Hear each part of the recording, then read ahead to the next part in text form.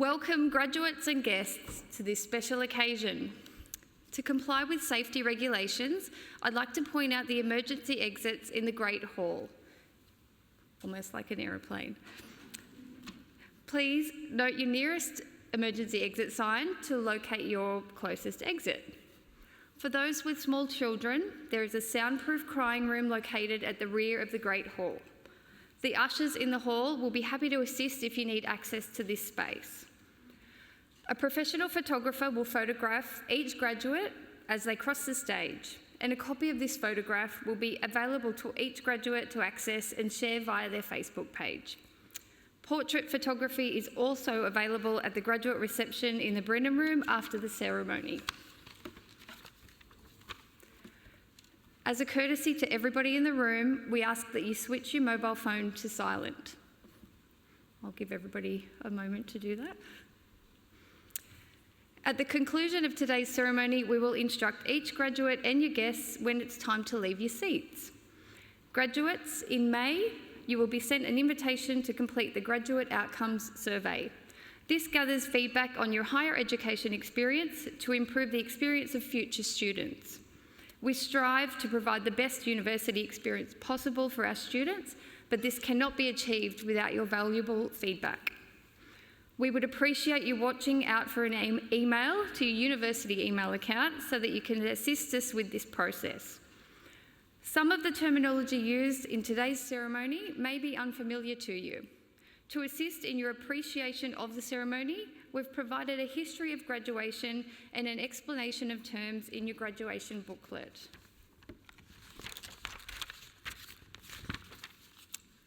The academic procession will enter the Great Hall in a few moments.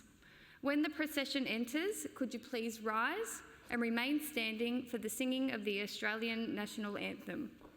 At the conclusion of the ceremony, please rise when the dais party rises and remain standing until the dais party and our graduates have left the hall. We hope you enjoy this very special occasion. Thank you.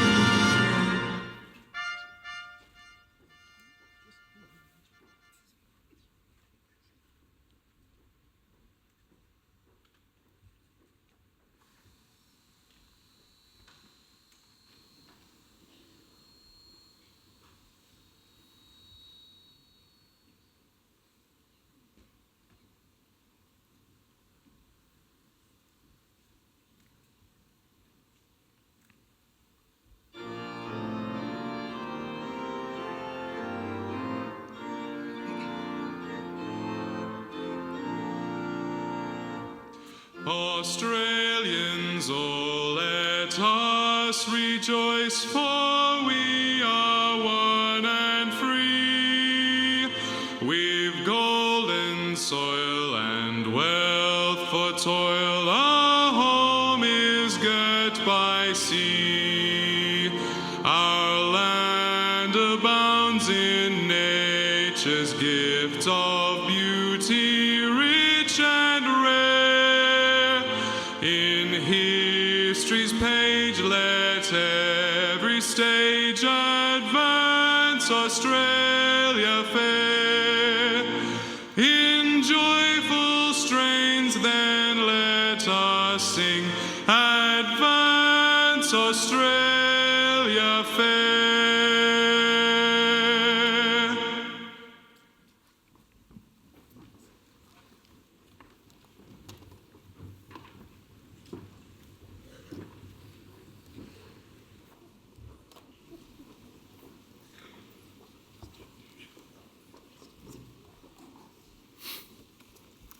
Good afternoon, ladies and gentlemen, and welcome, graduates and guests, to this very special graduation ceremony.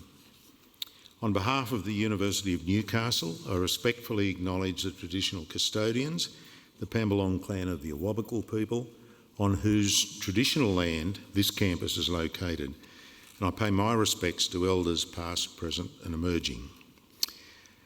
As Chancellor of our university and a graduate myself, I'm honoured, deeply honoured, to be able to celebrate this major milestone in your academic journey. Each of our university's graduates is unique, and each year through these ceremonies we celebrate their success. Before me sits a group of people whose determination and resilience is remarkable by any measure. This ceremony acknowledges your drive and determination to succeed. Graduates, you can feel proud to take with you a degree from one of the finest universities in this country, a university that now sits among the top 200 universities in the world. As a university, we are proud to offer the opportunity of education to students from all walks of life.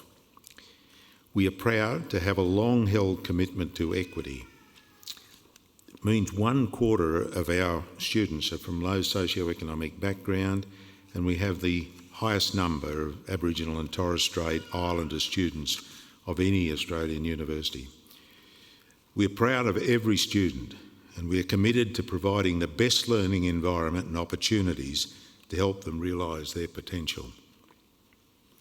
Our degree programs are designed to prepare you, our graduates, for life and work and connect you with your industries and communities. Similarly, our research is focused on delivering impact and innovation with a steady focus on working with partners to support the development of our regions.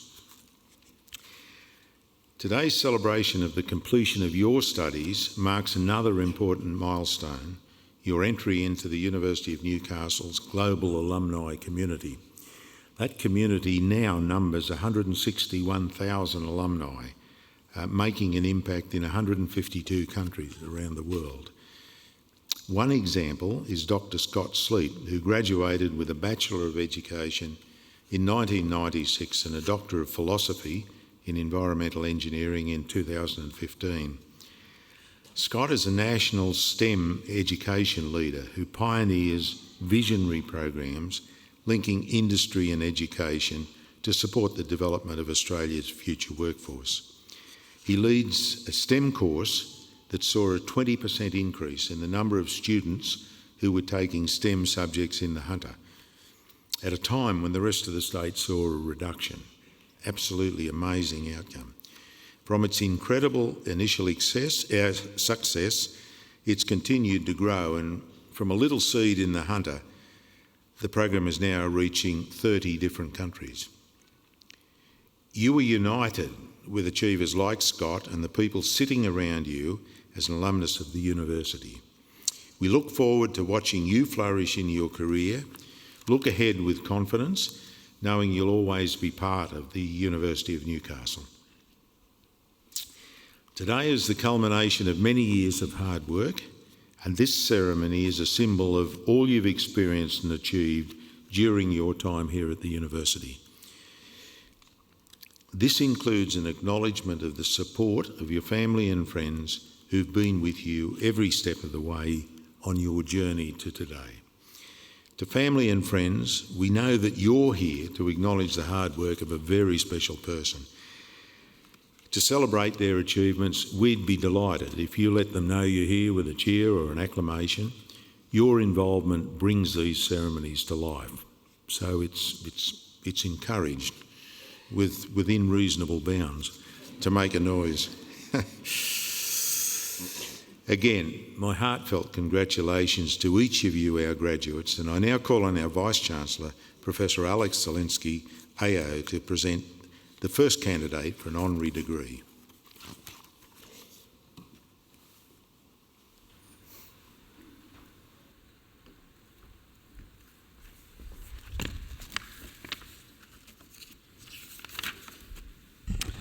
Thank you, Chancellor.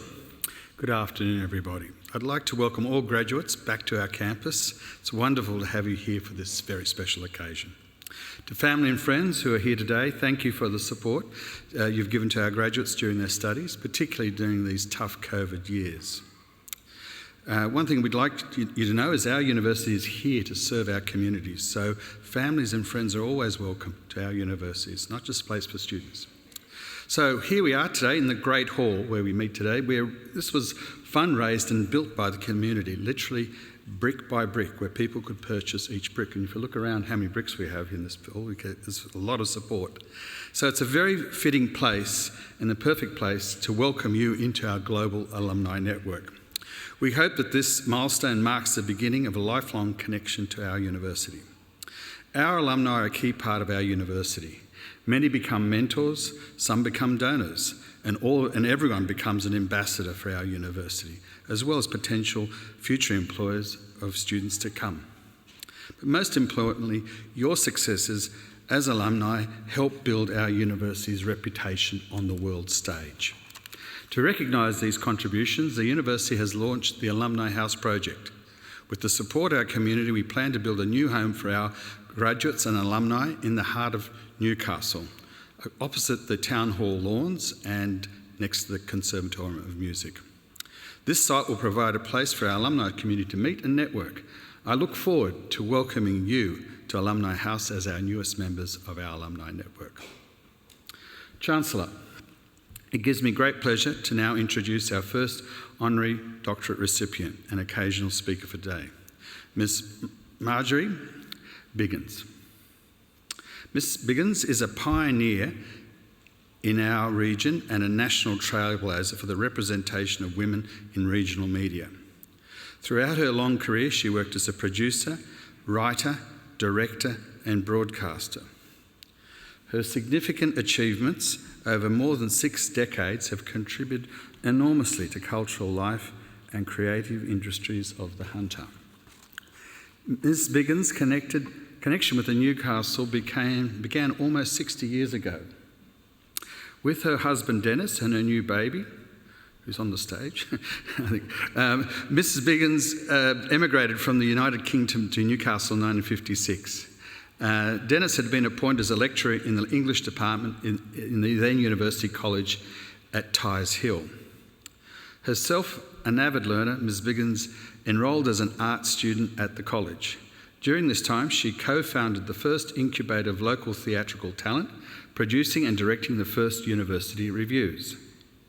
Lifelong education became a feature of Ms. Biggins' career. She went on to complete her Bachelor of Arts with the University of Newcastle in 1981 and has since been a great friend of our university. She's perhaps best known for her career in the media and the arts. Ms. Biggins was the second female radio announcer in Newcastle, joining ABC Radio, then known as 2NC, in 1962. In this role, she paved the way for future generations of female reporters and presenters. Through her many years in the industry, she worked across media. She wrote for newspapers, served as a newsreader, freelance producer and interviewer. She started a weekly arts program on ABC 2NC and reviewed books for NBN television. Ms. Biggins devoted her time to serving the Hunter community.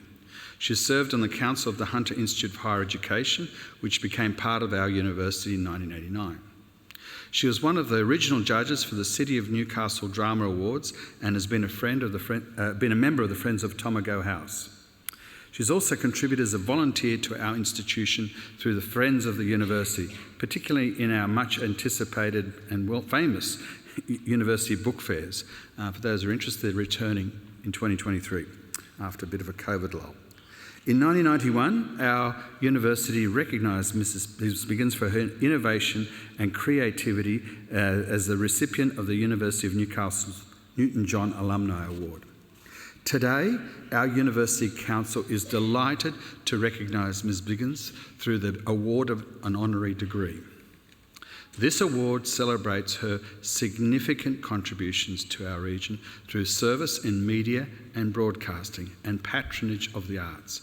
In particular, we recognise her outstanding leadership in driving cultural and artistic creativity across the Hunter and in trailblazing greater representation of women in the media. Chancellor, I present to you Ms Marjorie Biggins for admission to the degree of Doctor of Letters honoris causa.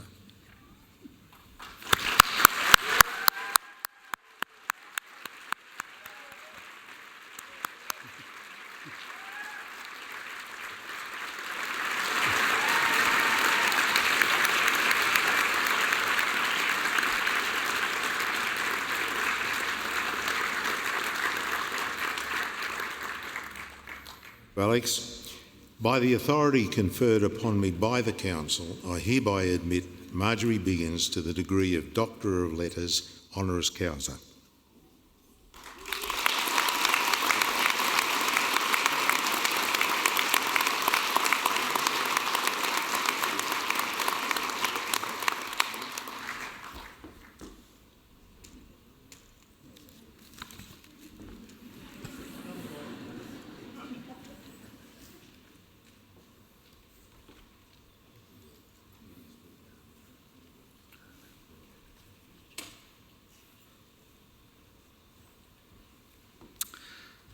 Congratulations. I now invite Ms Biggins to deliver the occasional address.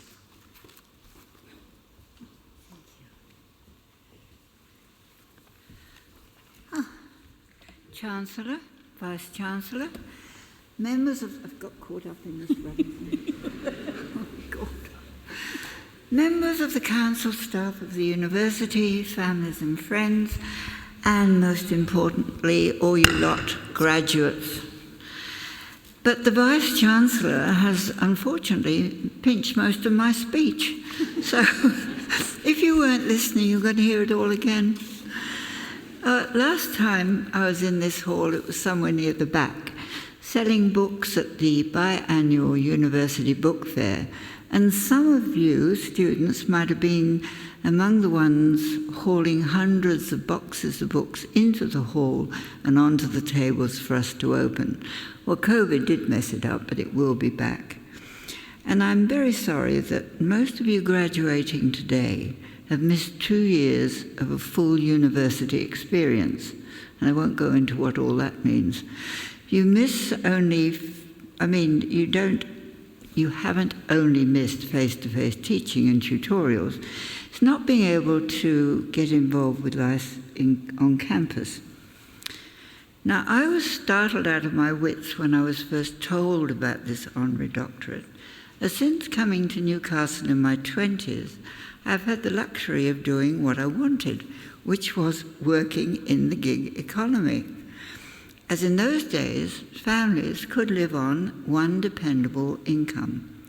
So what I earned was the icing or the jam on the cake. So I cannot inspire you with my dazzling career, because mine had no fixed income, paid holidays, super or sick leave. And you're probably thinking, well, this woman was a twit. But there was a trade-off. There was time to be free for the family and for doing other things. Now, please, this is not career advice for the graduates. Remember that. Now, I didn't come from a bookish family. My parents knew the value of education, but going to uni was not on their radar. In fact, I was the first one across the family to go to university. And it was a teacher who changed the course of my life. Mr. Percival taught English to years 11 and 12 at a secondary school in the south of England. And he opened my eyes to the subtleties of the English language, to words and books and theatre and stories, and the possibilities of more education. And he never knew what a strong influence he was on my future, because I never told him. And I could have got in touch, but I didn't, and I wish I had. And I hope, for those of you who are going on into teaching, that you will be told by people you've influenced. Now, anyway, off I went to Southampton Uni and met my future husband, Dennis Biggins, during a production of a Greek play, because we were both in student players. So it's the end of the 40s and into the 50s, and there is not a screen in sight other than at the cinema. It's really such a very different world and a different time. Now, Dennis was one of the ex-army students. He left school at 16, went into a bank, and expected to go back there when he was demobbed. But in the army, he met Mac, a Scot who was passionate about education, who was going to teach after he was demobbed. He recognised in Dennis a scholar when he saw one. Now, stay with me, there is a point to the story. Mac told Dennis, get an ex-service grant, qualify for uni and go. So 2 teachers showed us a way forward, which we took. And we do owe everything to that profession. Now, all Dennis wanted was to become a uni lecturer, teaching Shakespeare, Chaucer and Old Norse, and getting students keen on theatre. He got offered a lectureship at Newcastle University College, which had an English department of 2, who were happy to welcome a third, wanting to teach Shakespeare, Chaucer, and Old Norse. And I was delighted to hear this until the penny dropped. He wasn't talking about Newcastle in the north of the UK. We, together with our baby, which isn't this one but another one, were emigrating to Australia.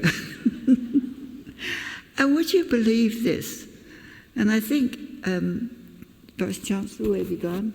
You'd be, might be surprised that this new staff from the UK and their families were brought out first class on an ocean liner. It took us 5 weeks to get here.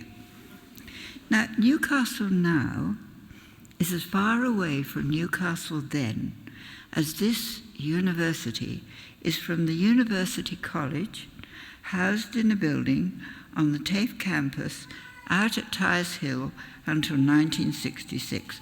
That's when the university began the move here. Well, the first time I thought we might actually stay in what then was a rather benighted place came about 3 weeks after we arrived.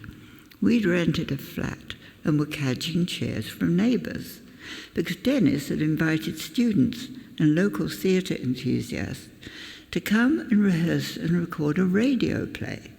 There's a lot of excitement, and I realised we did have something to offer. And if I'm allowed, this doctorate belongs as much to my husband as it does to me. Now, life for me in the gig economy started with an ad in the Newcastle Herald and Miners Advocate. Local ABC was looking for, and they actually put this in the ad, a part-time, temporary relief announcer. You can't get more gig economy than that. So I was there for about 25 years or so. I had my own, I had my own desk and a phone and a coffee cup in the tea room. I was recording interviews and features for local and national programs, doing on-air shifts, reading the news. But what I wanted to do was to give a voice to the very talented musicians and weavers, actors, potters, artists, poets, writers, you name them. I wanted to talk to and about them. I suggested a weekly arts program. The manager fortunately said, go for it. So I went, loved the program, but I was still a freelance. So our family has had a very long and enriching association with this university, stretching from 1956 to this moment, and that is actually 66 years, which might be a record. Well, I bet somebody's going to bob up and say, no, I beat that. Now, three of the family have been academics here. 5 of us, that includes me and a granddaughter, have come onto this stage to receive our degrees, and a myriad of other threads connect us to this place. So, through you both, wherever you are, Chancellor and Vice-Chancellor, may I say thank you. Haven't finished? I'm going to finish. Well, it sounded like an end, didn't it?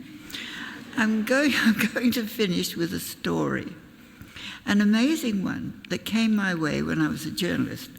You might have to concentrate on the facts to follow it. Now, years ago, I went to Lemon Tree Passage, which some of you might not know, is just out of Newcastle, to interview Grant Lindemann about winter mortality in oysters. Well, doesn't everybody? So after the interview, Grant, spotting my then still English accent, said that during the war he'd been in the RAF. Now, he didn't say why, but at one stage he was seconded to a Royal Air Force squadron in Scotland. And he went off to find photographs to show me where he'd been. In Britain, during the war, photos were printed as small black and white rectangles, sometimes hard to make out what they actually were. Anyway, he handed me a photo of his office with 2 men standing outside. I squinted at it, and then I said, well, one of the men was my father. He took it back, peered, and said, but that's old Jimmy Williams. To which I replied that Jimmy Williams and my father happened to be one and the same. But you think about it, what are the odds? My father's photo came from Scotland with Grant to Lemon Tree Passage years before I came into the Hunter, and it sat on a shelf in a book until I turned up at Grant's house to talk about oysters, and then that led to coffee, that led to photographs, and to old Jimmy Williams. The world is indeed an amazing place, and to all of you setting off to make your own history, I hope it will be amazing too. Thank you.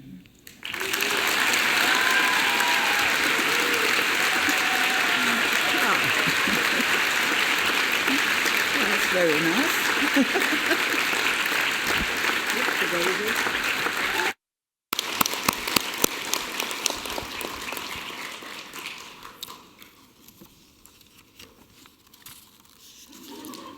Thank you, Marjorie, for your wonderful address.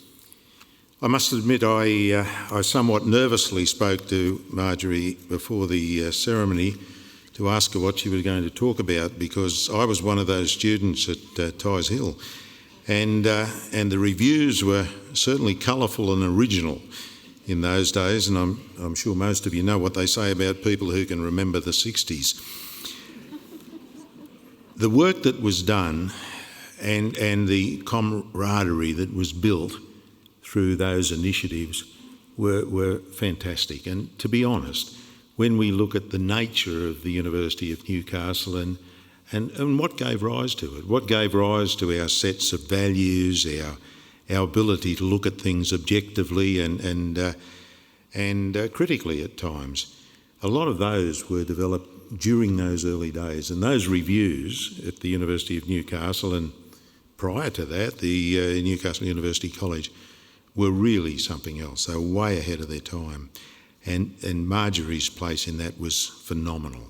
So this has been a great delight to have her along today. Thank you, Marjorie, and very sincere congratulations from the university. Thank you.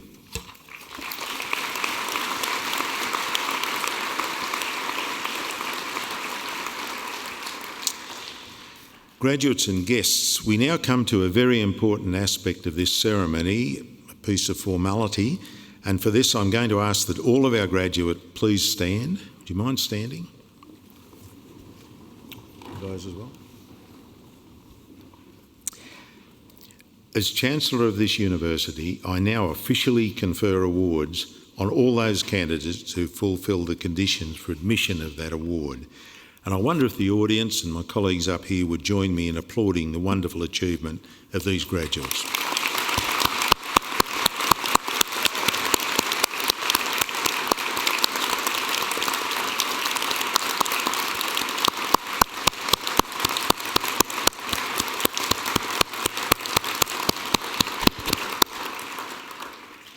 Thank you very much. Please be seated.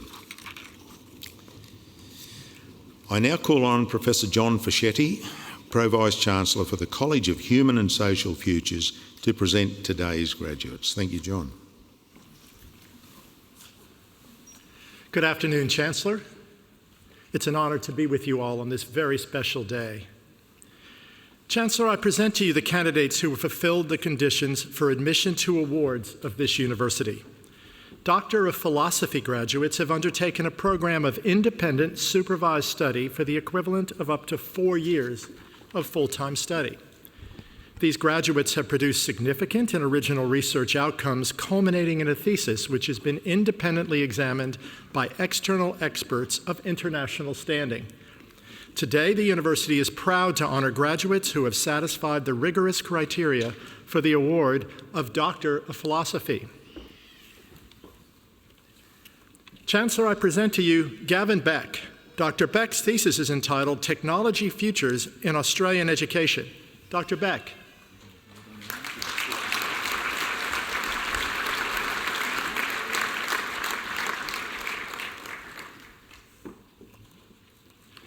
Ryan Drew. Dr. Drew's thesis is entitled Evaluating the Online Weight Loss Intervention Targeting Health Behaviors and Cognitions in Men with Low Mood, Outcomes and Mechanisms from a Randomized Trial.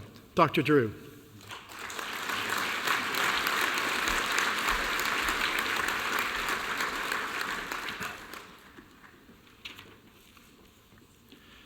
Liane Gio-Balcom.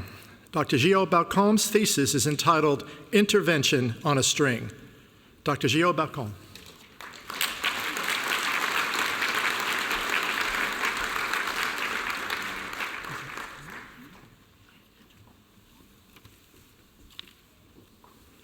Anna Jansen. Dr. Jansen's thesis is entitled M-Health Intervention to Support Adults' Participation in Resistance Training Using Outdoor Gym Equipment, the EcoFit Effectiveness Randomized Control Trial.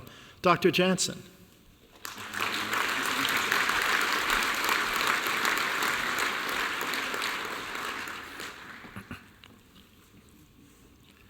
Ronald Kaunda. Dr. Kaunda's thesis is entitled Developing Children's Early Literacy in Zambian Preschools, a post-colonial exploration of preschool teachers' beliefs, understandings, and practices. Dr. Kaunda.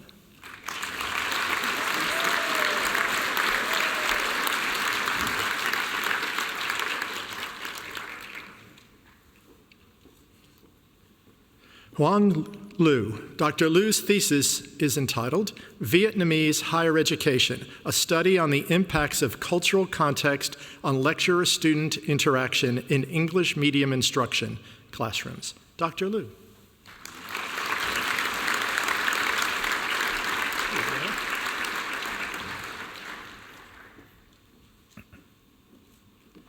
Emma Pollock. Dr. Pollock's thesis is entitled More Than Just a Physical Activity Program, a mixed methods evaluation of the broader impact of the Dads and Daughters Exercising and Empowered, or DADDY, program. Dr. Pollock.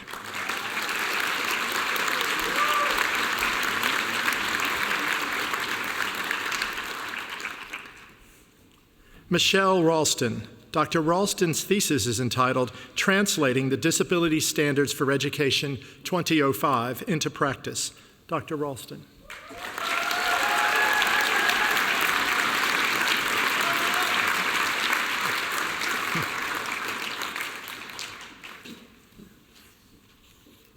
Sabrina Syed. Dr. Syed's thesis is entitled Exploring International Female Doctoral Students' Narratives Through the Lenses of Intersectionality and Feminist Standpoint Theory. Dr. Syed.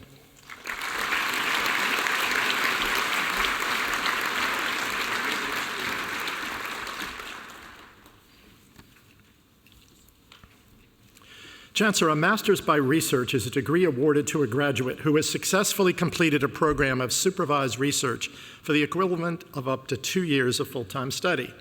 Through the examination of a thesis conducted by external examiners of international standing, these graduates have demonstrated expert, specialized cognitive and technical skills and an integrated understanding of a complex body of knowledge that includes the understanding of recent developments in that field. They are able to apply an advanced body of knowledge, research principles and methods in a range of contexts to demonstrate a high level of autonomy, expert judgment, and accountability.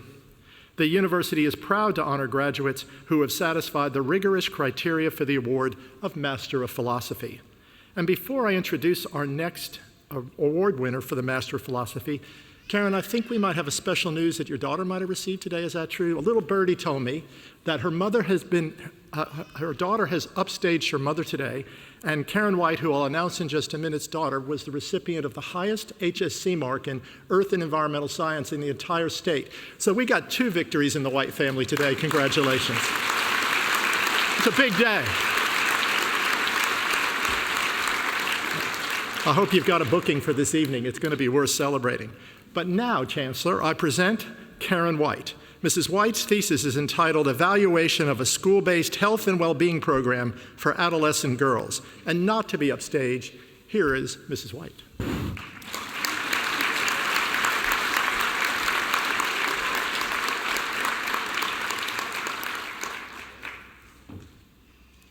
Congratulations to these higher degree by research graduates.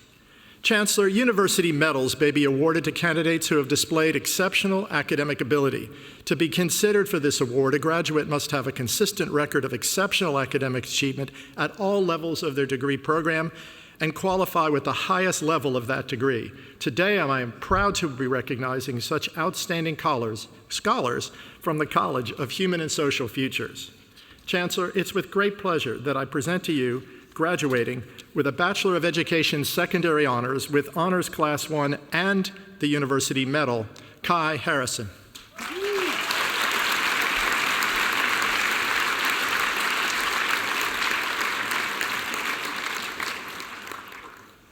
Chancellor, I now present graduates who have satisfied the requirements of a postgraduate degree.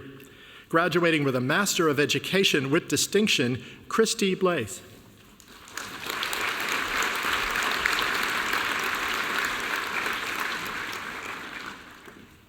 Chelsea Smithies.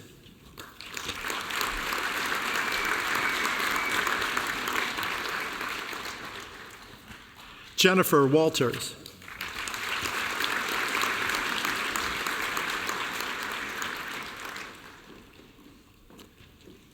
Graduating with a Master of Leadership in Management and Education with distinction, Joanne Bailey.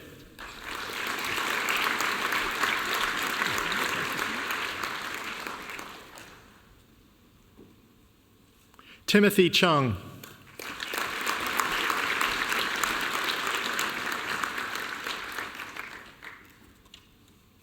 Nicole Hearn.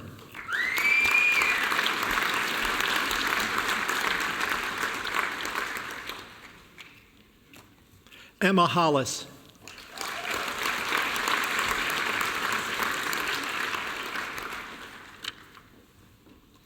Craig Milligan.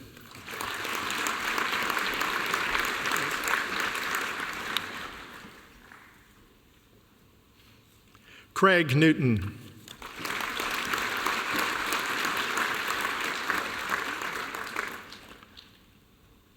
Michelle Paganis.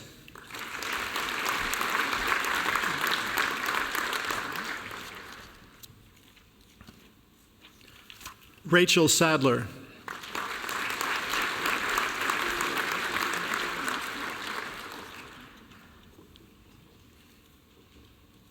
Graduating with a Master of Leadership in Management and Education, Tiffany Farlow.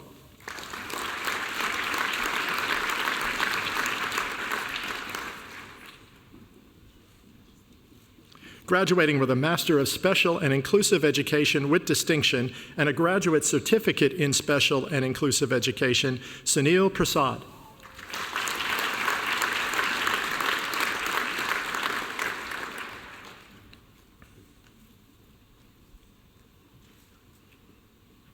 Graduating with a Master of Special and Inclusive Education with distinction, Samantha Ainsworth.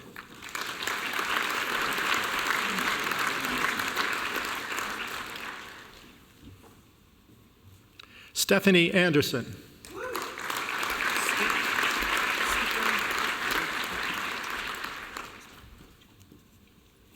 Benjamin Blythe.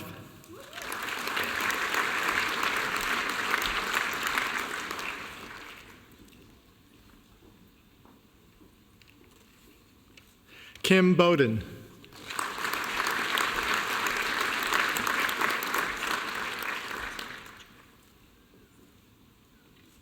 Sarah Bruce.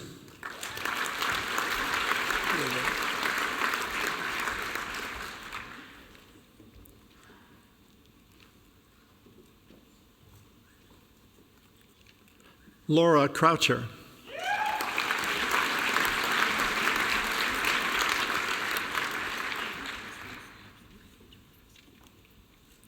Alexei de Klerk.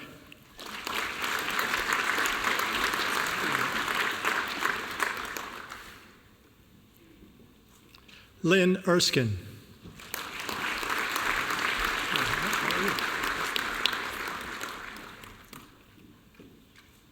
Hannah Ferguson.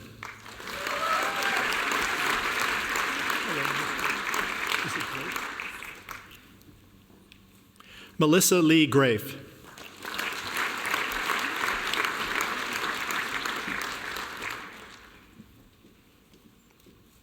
Stacy Hilder.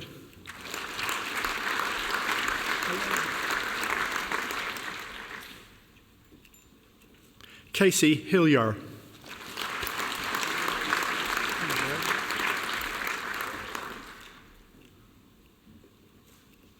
Laura Hughes.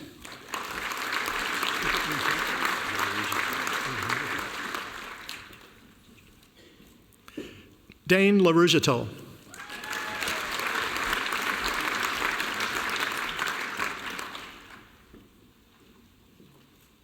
Chloe Lean.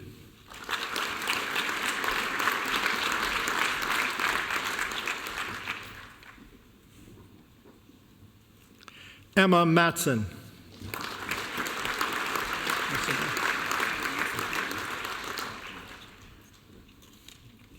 Simone McCann.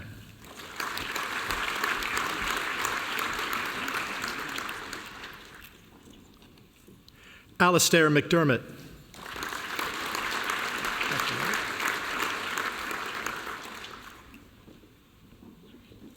Tylanda Murray.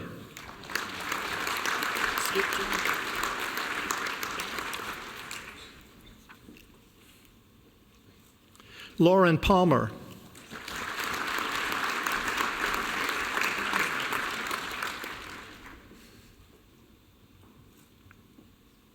Andalise Sharp.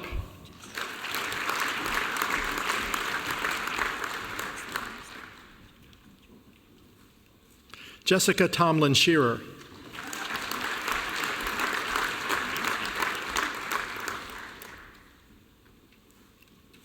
Brittany Turner.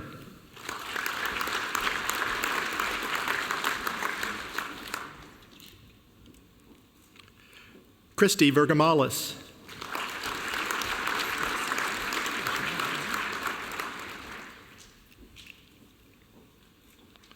Siobhan Wilmot.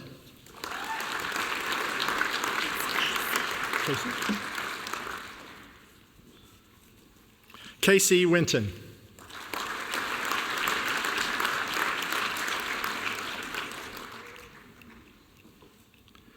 Rawand Zayden.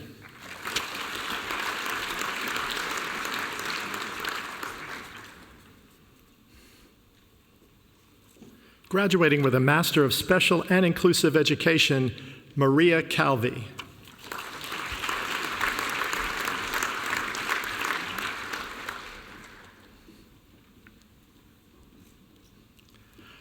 Abdulaziz Abdullah M. Hazizi.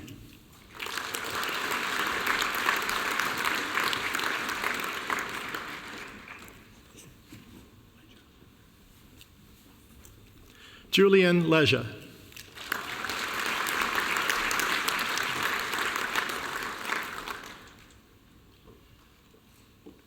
Sarushi Nahata.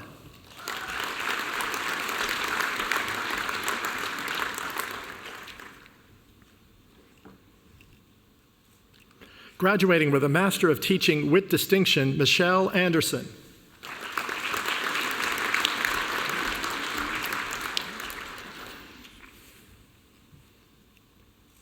Cody Baldwin.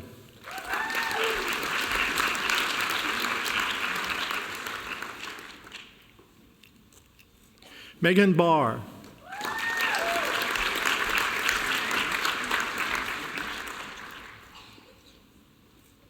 Shania Blaney.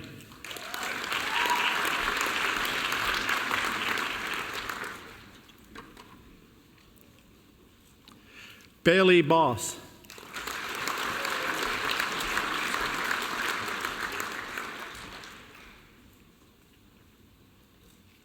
Todd Bork.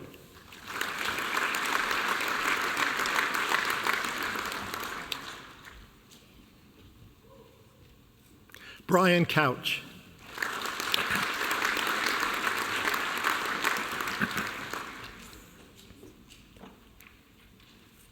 Josephine Farrell.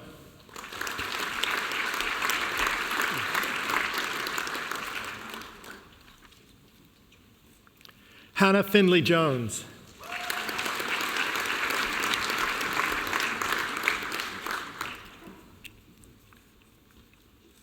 Tiarn Gillespie.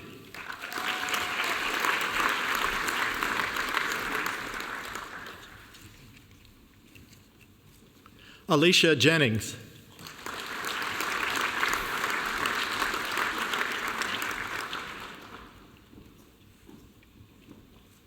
Joshua Leahy.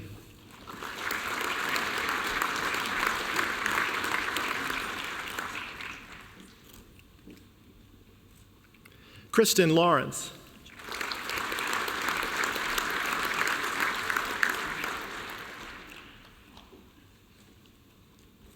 John Lodge.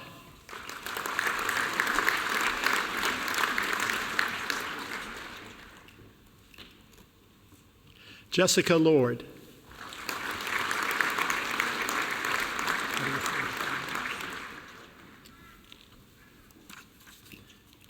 Kylie Ann Lysott.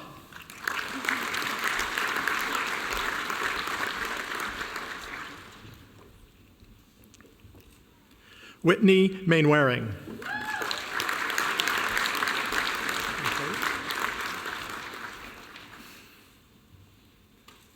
Chloe McCarthy.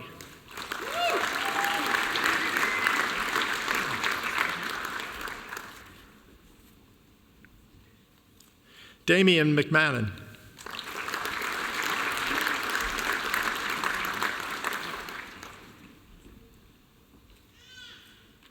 Dylan Mead.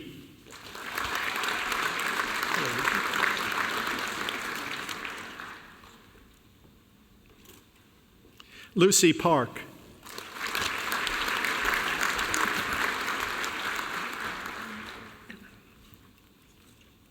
Alex Parks.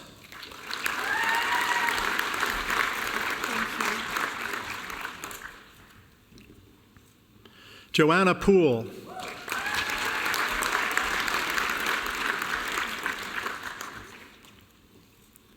Bronte Seville.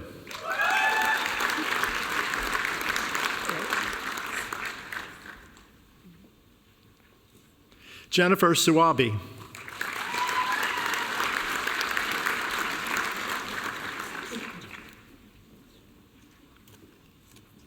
Edward Tabay.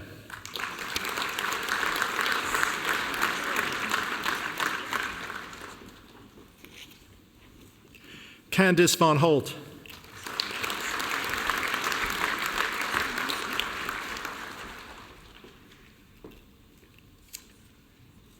Maximilian Zank.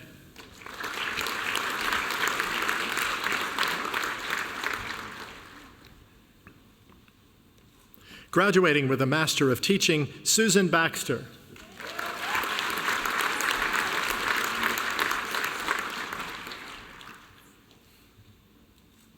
Jacob Graham.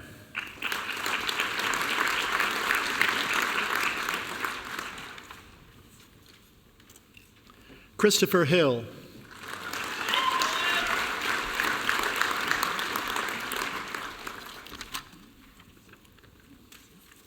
Graduating with a Graduate Certificate in Early Childhood Disability Support, Amy Cotte.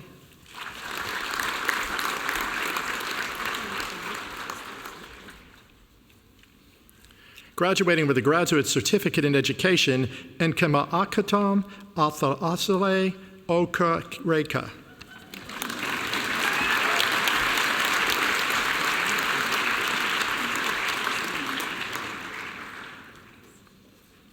Graduating with a Graduate Certificate in Special and Inclusive Support, Teresa Baker.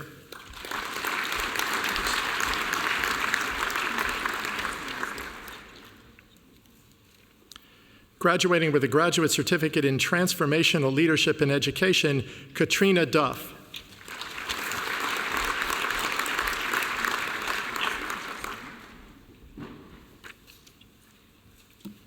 Kate Harris.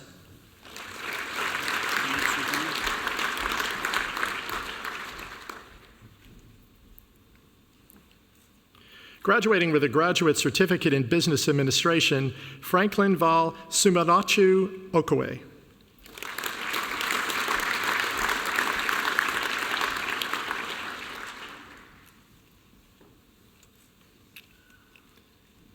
Chancellor, that concludes the presentation of postgraduate awards. I now invite Professor Susan Ledger, Head of School for the School of Education, to present graduates at the undergraduate level.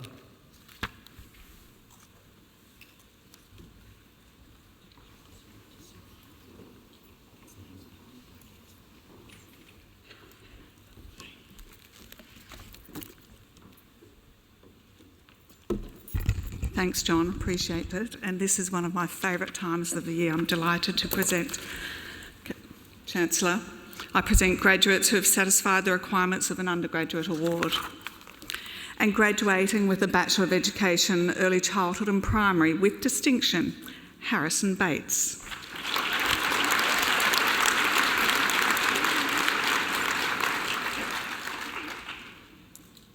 Sophie Bellamy.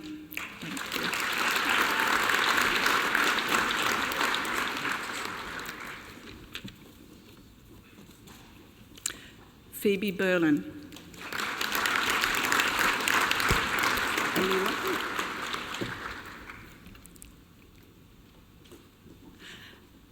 Alula Bruin.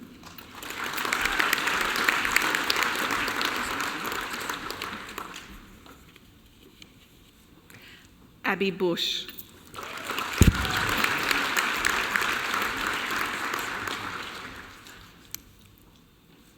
Ashley Davis.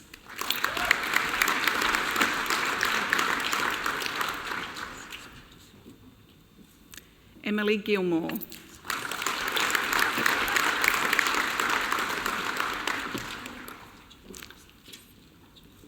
Kelsey Hunt.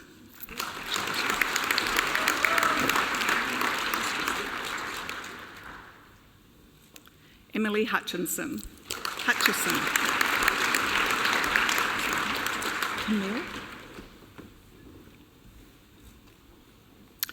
Camille Yacono.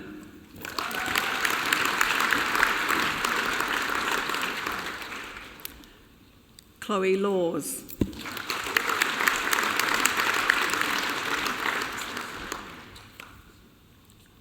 Paige Nelson.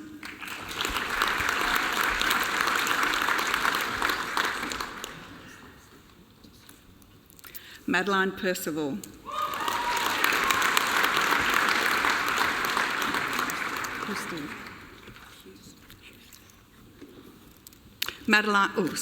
Darcy Van Husted.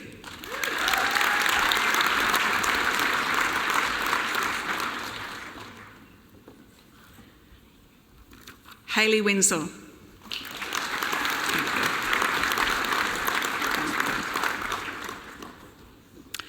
Graduating with the Bachelor of Education, Early Childhood and Primary, Laura Elwood.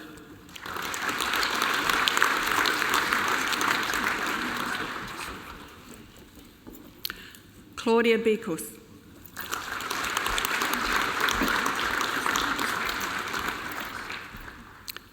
Eleanor Collins.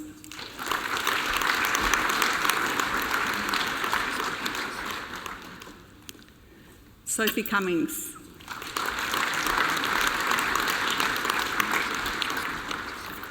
Sophie Davis. Davies.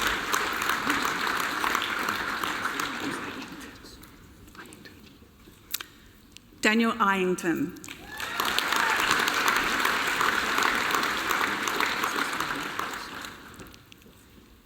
Alan Friedman.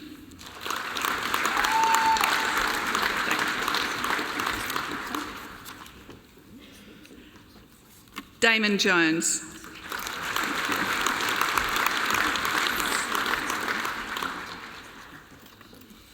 Jessie Keevers. Thank you.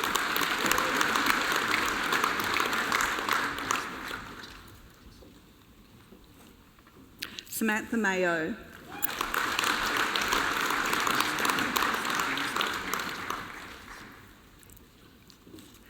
Brittany Morrison.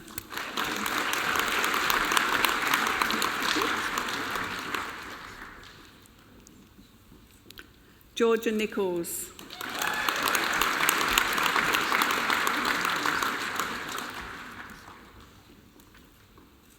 Brooke Oakley. Sisters? Sam Oakley.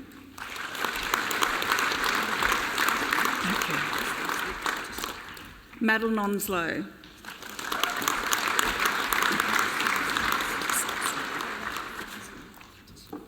Stephanie Rososti.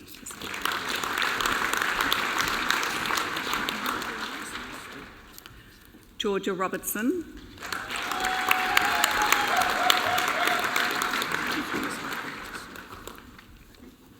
Mona Towdy.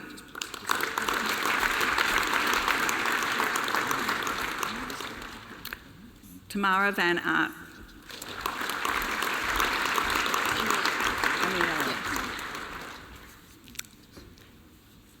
Amiel Waters.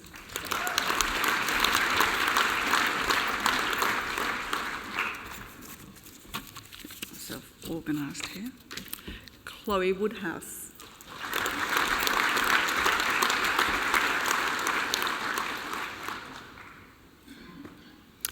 Chancellor, that concludes the presentation of graduates at this time. Thank you, Professor Ledger. We'll now enjoy a musical interlude by past Bachelor of Music with Honours graduate Benjamin Levick, accompanied by a distinguished graduate and current staff member Terence Koo. Today, Ben will perform Duke Ellington's I'm Beginning to See the Light. Thank you.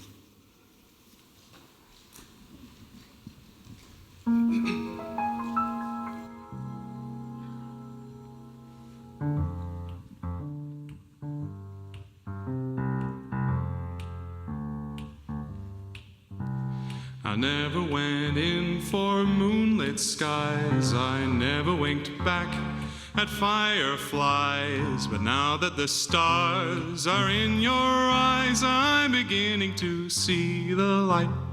I never went in for afterglow or candlelight on that mistletoe, but now that you've turned the lamp down low, I'm beginning to see the light.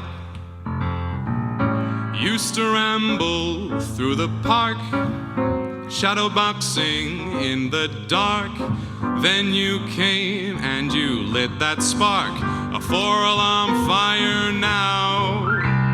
I never made love by lantern shine, never saw rainbows in my wine, but now that your lips are burning mine, I'm beginning to see the light. Da-da-do-dat, da-da-da-da-dat, za-da-da-wap-a-da-bap-wap-a-dee-do, za-do-ba-do-da-dee-bap-ba-da-boo-bee, ba-dee-da-dee-da-dee-da, da-da-da-da-da-da. zip-a-dip-o, ba-ga-boo-ba-da-bo, what, boo-ba-doo-ba-didn't-wa-dee-bo, ba-doo-ba-doo-da-dip, ba-doo-ba-doo-ba-dee-dee-da, zun-da-da-dee-da, way up. Used to ramble through the park, shadow boxing in that dark. Then you came and you lit that spark, a four-alarm fire now. I never made love by lantern shine, never saw rainbows in my wine. But now that your lips are burning mine, I'm beginning to see the light. I'm beginning to see the light. I'm beginning to see the light.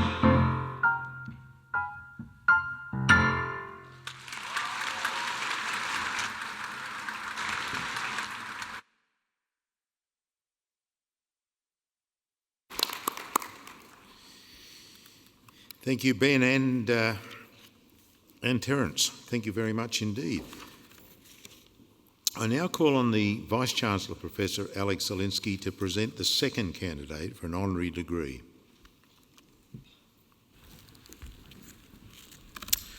Chancellor, it gives me great pleasure to present you Daphne Daniels for the admission to the degree of Doctor of Social Science honoris causa. Ms Daniel is a Nungaboyu woman from the community of Newcastle in southeast Arnhem Land in the Northern Territory.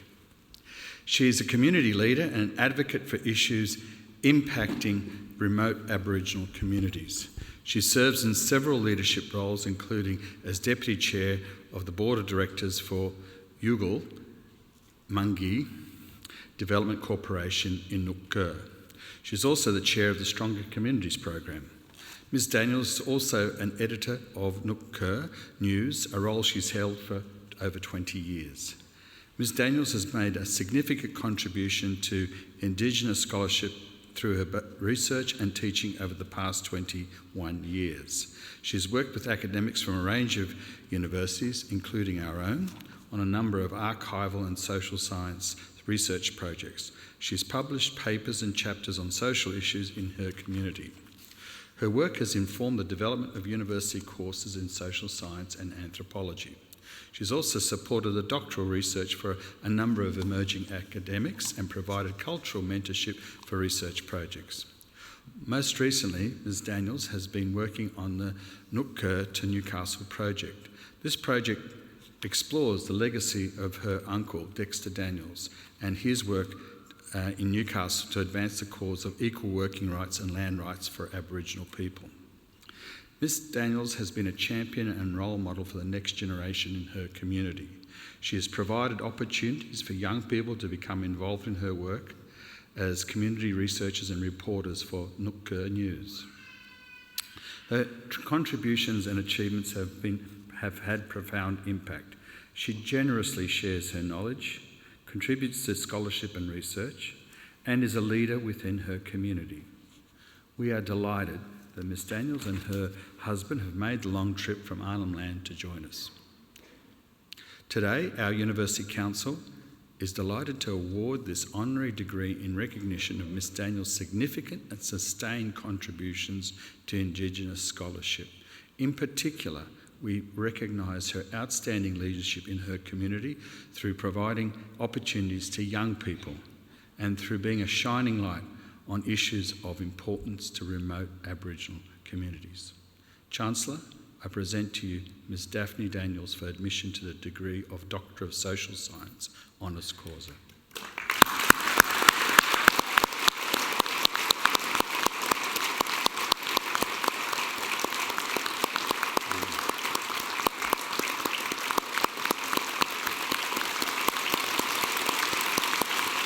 Stay there, stay there.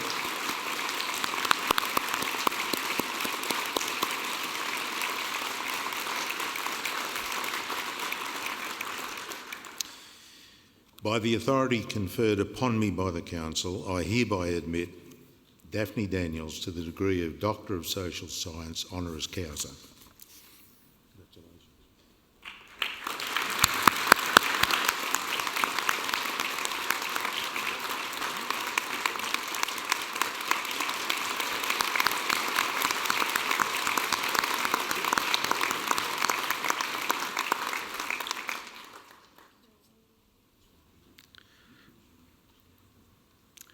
Congratulations. I now invite Ms Daniels to deliver her occasional address.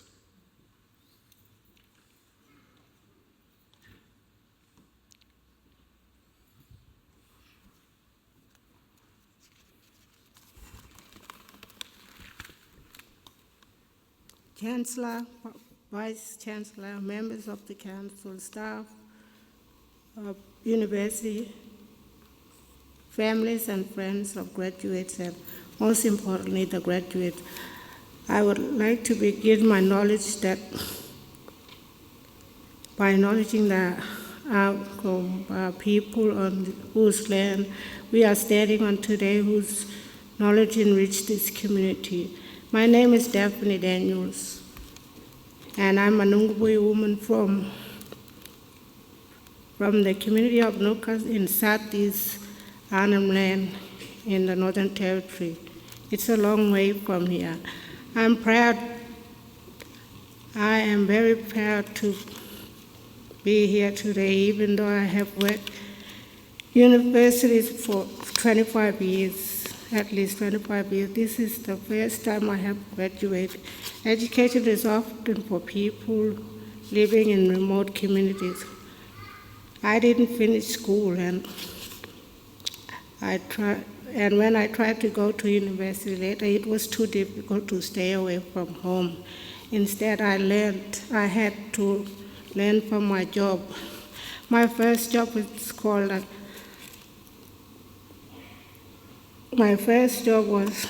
with the project called the Southeast Arnhem Collaborative Research Project. I started as a research assistant. My dad pushed me forward to do it. I was scared, but my dad said, watch her, she's the clever one. But at the end of the project, I was the editor of the Newcastle News, a local community newspaper. Since then, I've worked on a lot of different projects, written papers, chapters, and taught university students on country. I am now a community leader.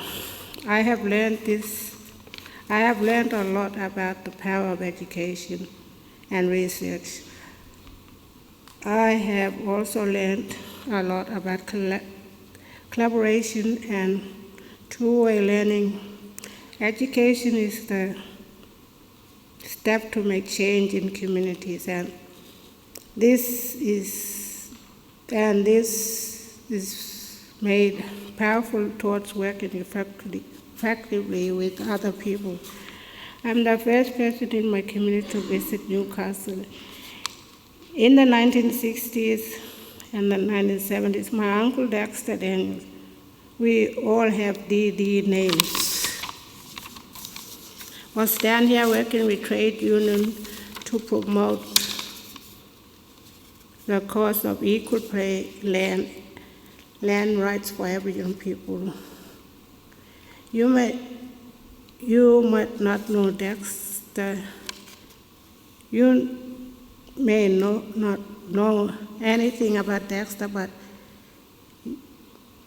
you will know about the story he was involved in his role as a union organizer was the person who suggested that Vincent Lingari from Wave Hill Station that it was the time to go on strike for wage and land. The Wave Hill walk-off eventually led to the Anti-Land Right Act and changed Australian history. Dexter's stories has been mostly forgotten because he was associated with the Australian Communist Party. We found him again through the University of Newcastle research project and the archives in the special collection of the library. Now we are starting to retell the story of his leadership to people in Newcastle and Newcastle community. Uncle Dexter was a powerful leader, although he was only educated through the mission to read and write. He knew the importance education was. He looked for people with knowledge and skills to work with. He was politically interested in people with strong written communication skill and enlisted a novelist Frank Hardy to help him organize the Wayville Walk-Off and raise interest in the southern state about the rights of Aboriginal people. Together they were a powerful force, and Dexter traveled through Victoria and New South talking to trade union workers and university students who have record of Dexter talk to the Newcastle Trade Hall in 1968. Frank wrote a book about Dexter called A Fortunate Australian. It had never been lost on me that people remember Frank Hardy because he had the power of written words, but no one until now remember Dexter Andrews. Like my family member before me, I'm the senior leader in Newcastle. In all that I do to try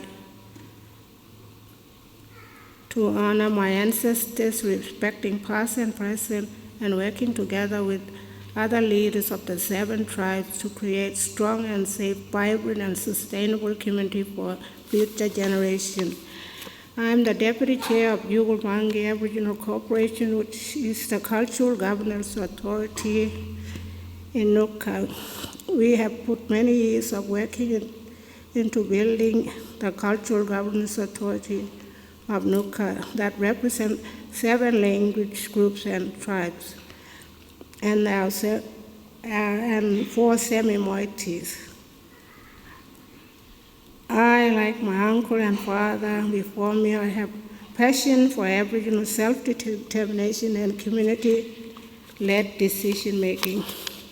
I'm the chair of Strong Bala People, One Bala Boys Committee, Strong People, One Boys Committee that address social and emotional well-being in Nuka and Nupanga for children and youth and families. I am also the chair of the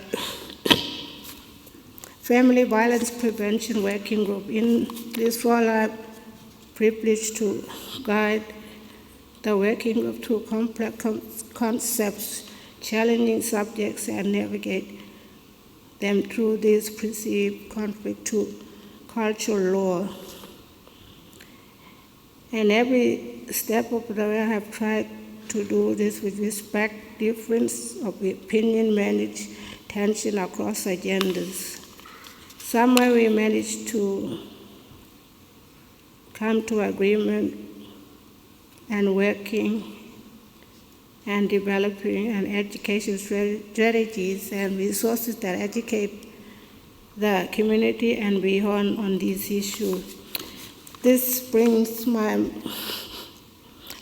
me back to my message to you. Education is important, but you already know that because you are receiving your degree, you now have a choice in what you do with your education. You may not become committed to a cause, but always keep issue of social justice firmly in your mind. Remember the power of collaboration. When you work with other people, you can be forced to change. The buzzword is for this is collective impact, but in Nuka we call it Yugumangi, we together as one. I encourage you to take opportunity you can to work with and learn from Indigenous Australians. Thank you for this honor. It is so important to my family and me that I have been recognized by this university and city, which provides so much recognition and respect to my uncle Dexter Daniels, and the land rights of indigenous people. Thank you.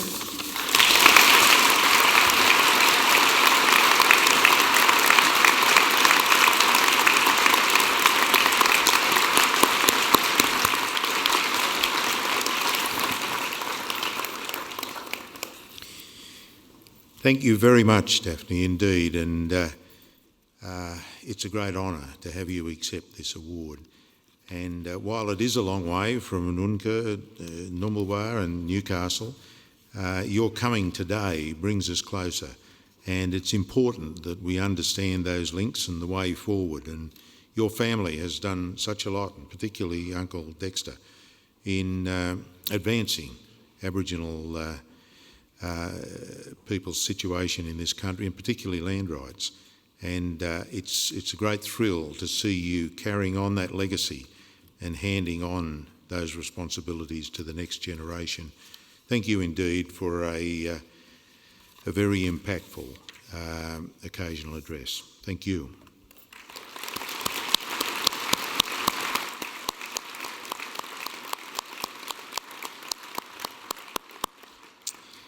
I now invite Professor Susan Ledger, Head of School for the School of Education, to continue presenting graduates of undergraduate degrees.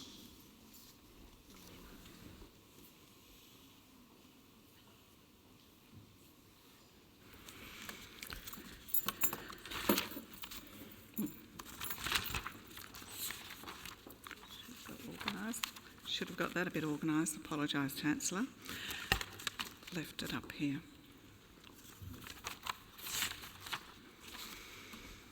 Chancellor,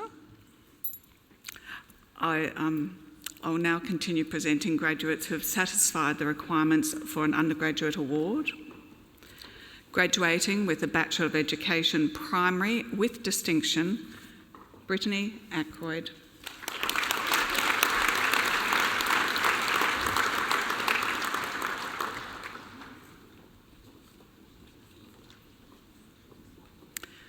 Chloe Bowler.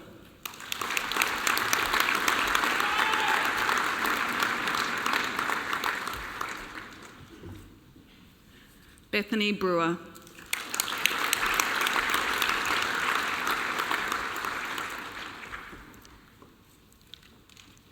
Elliot Chapman.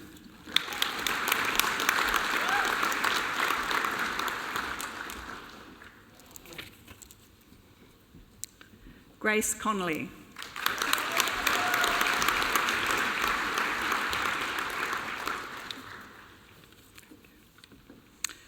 Ruby Cooper.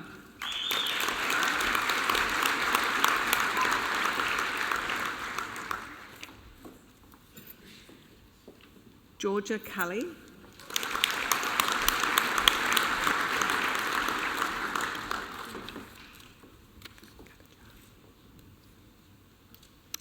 Julia Cuttager.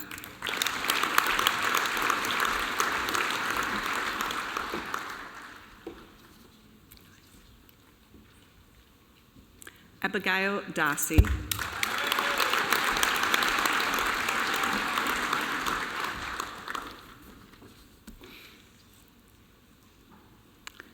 Bailey Duck. Yes.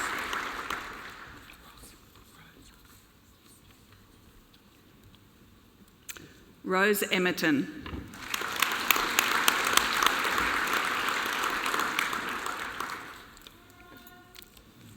Roz. Abby Fellows.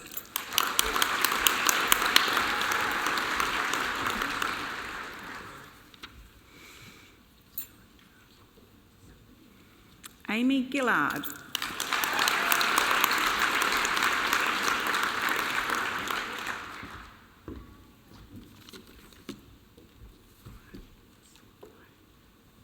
Ryan Hansen.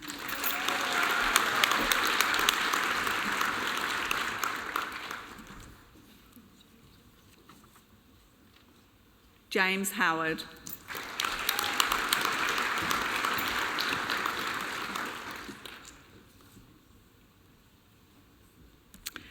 Kayla Hunter.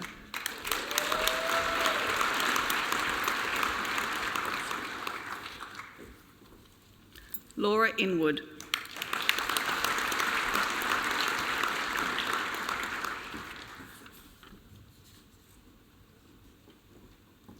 Bianca Jamison.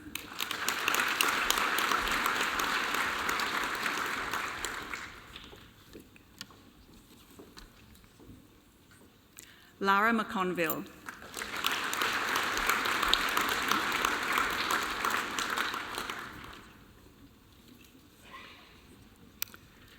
Rochelle Moore.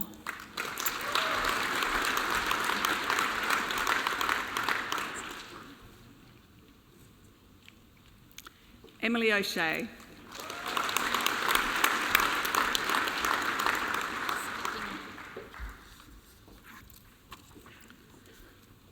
Holly Phillips.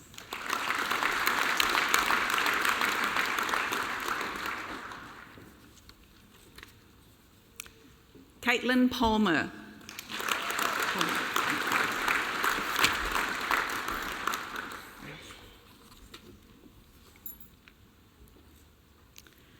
Bailey Ralph.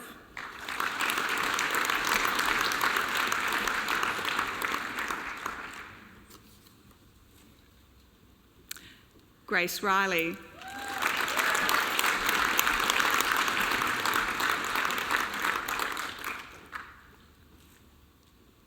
Caitlin Sim.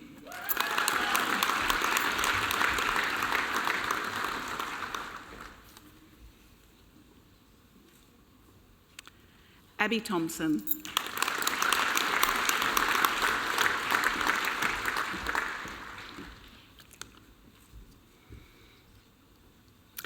Caitlin Tull.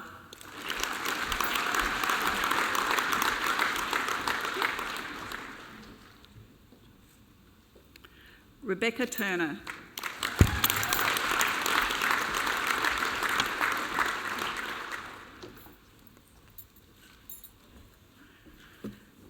Long way down. Sorry. Alexa Watson.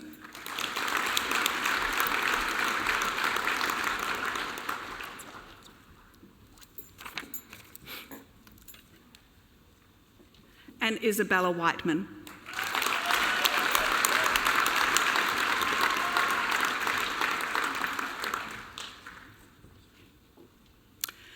Graduating with a Bachelor of Education Primary, Maya Umbun.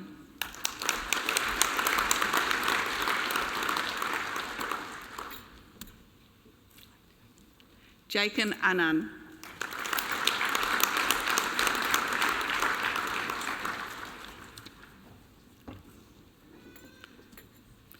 Abby Bartz.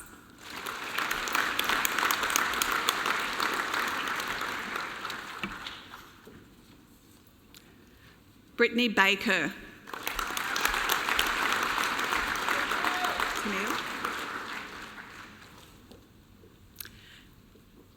Tennille Ballard.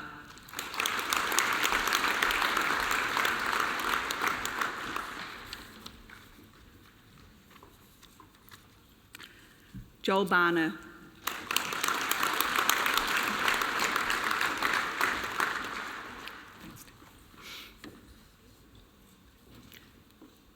Tiffany Bartlett.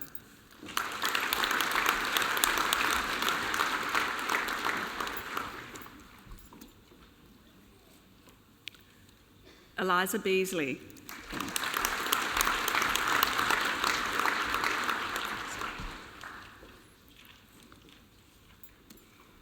Amber Bunt.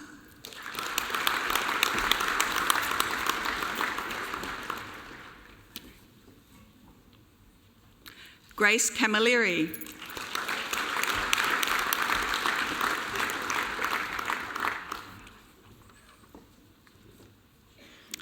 Madeline Campbell.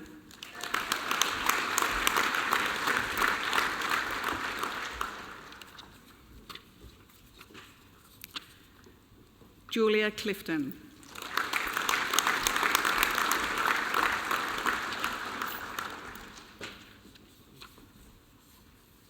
Benjamin Collett.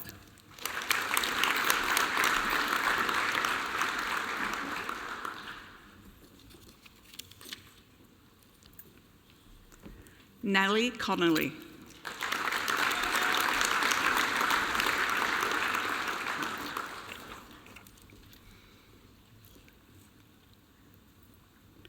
Jessica Coverdale.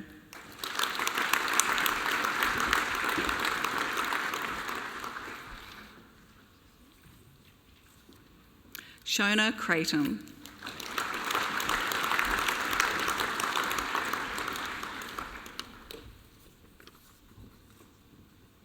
Eliza Cully.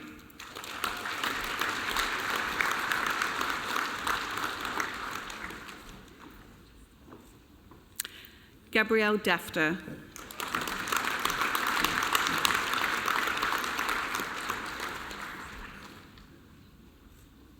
Georgia Davies.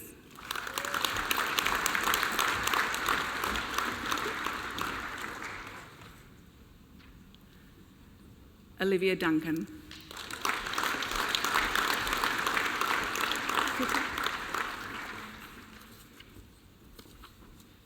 Hugh Fitter.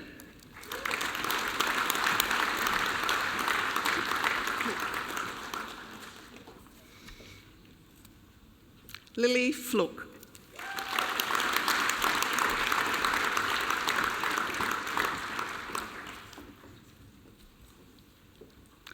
Jordan Frost.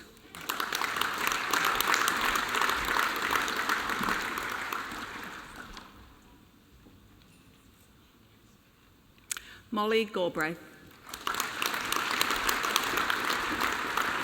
Yes.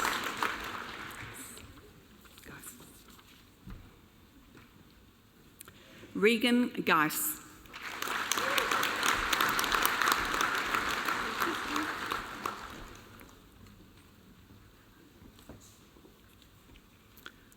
Jacinta Howard.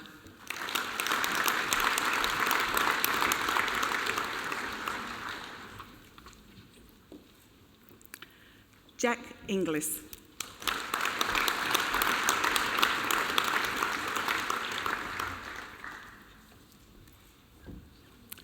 Matthew Ingram.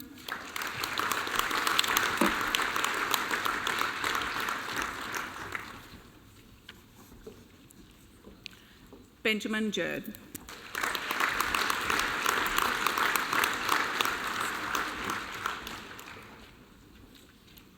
Michael Kelly.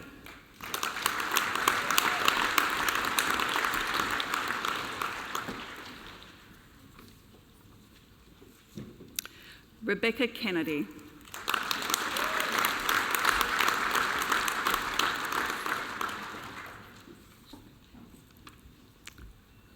Kayla Langfield.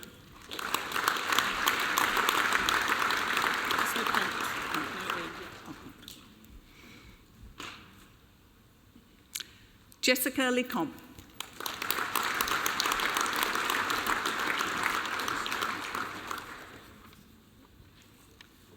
Chloe Madison.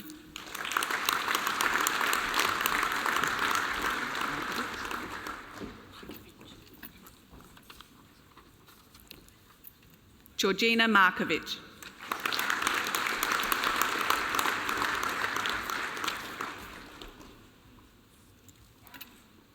Samuel Ma.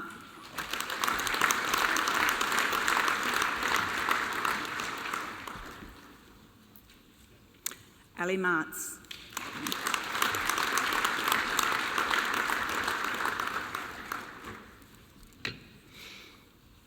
Benjamin Matum.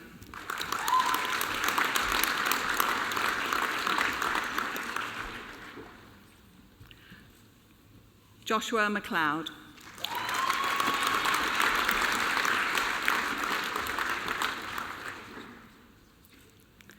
Sophie Miller.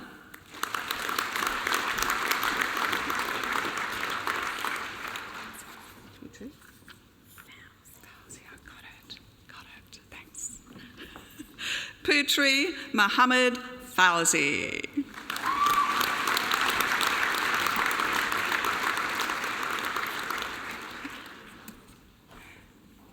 Taryn O'Brien.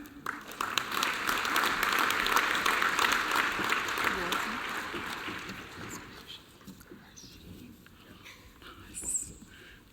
I love the confidence of teachers. Rogine O'Connor. Thank you.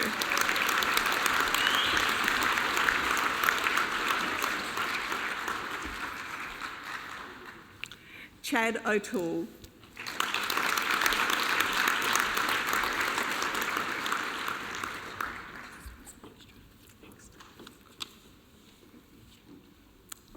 Rebecca Olsler.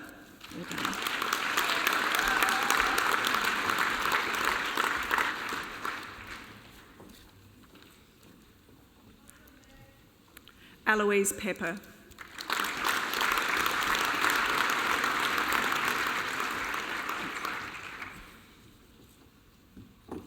Joanne Power.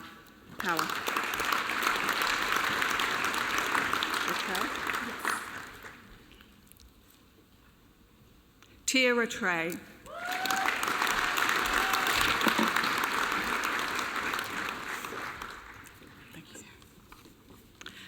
Alana Robertson.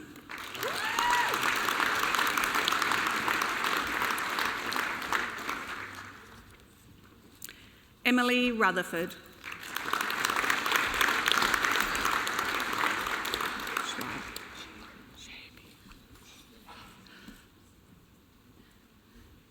Antonia Schwaby. Thank you. You're next.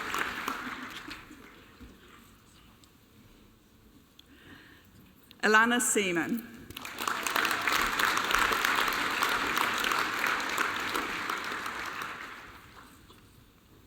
Jasmine Shaw.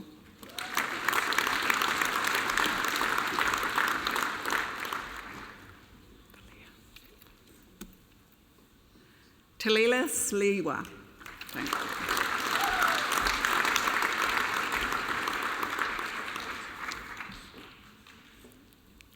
Jeremy Smith.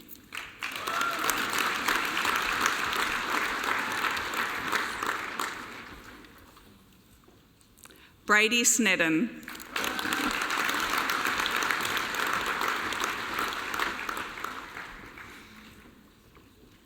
Madeline Stephen.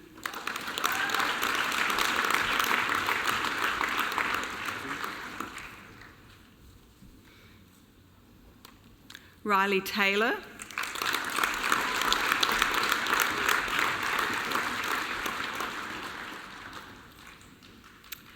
Hannah Tideman.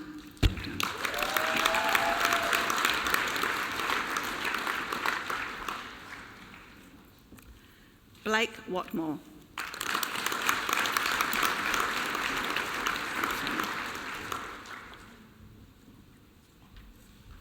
Samuel Wilkes.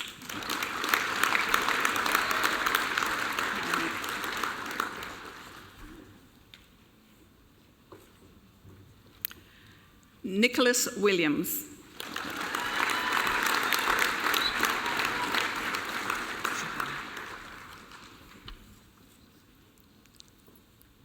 Tijana Williams.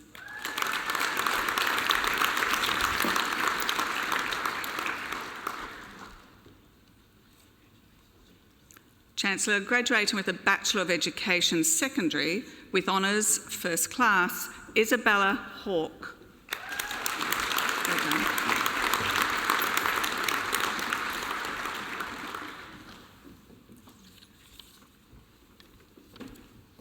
Georgia Maxon.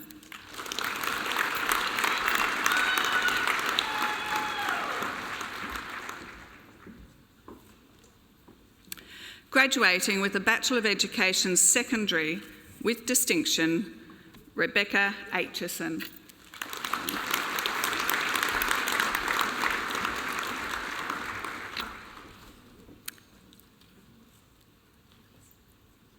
Tamara Burnett.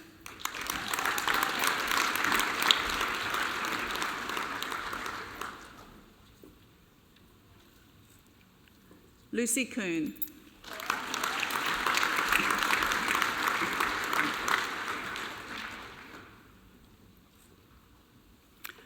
Brooke Cusack.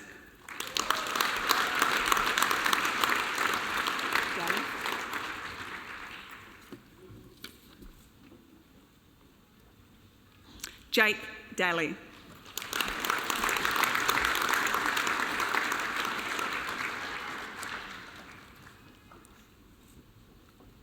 Kimberly Delaney.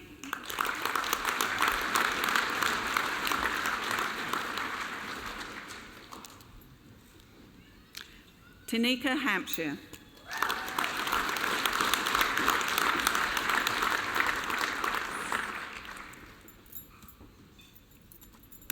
Pearl Harbour.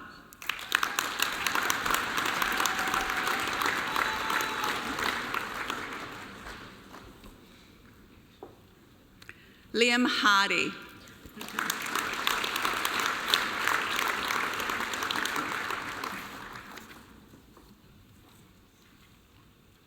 Jake Heath.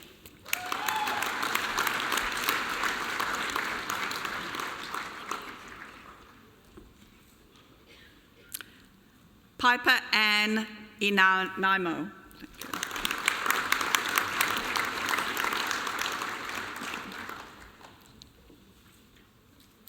Nikita Jackson.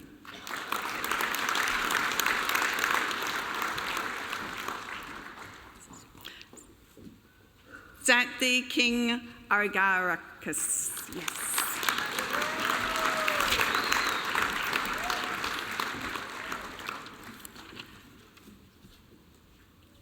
Lily Kingdom.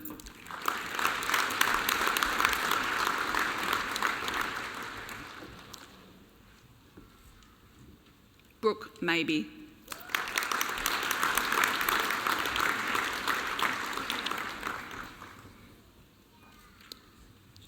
Scott Manfredotti.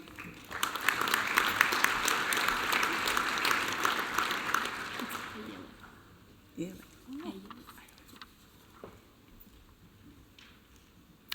Ayelet Maha.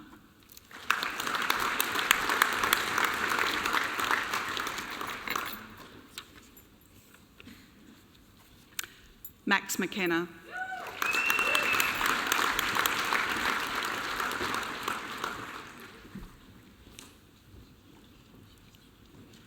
Lucy McNay.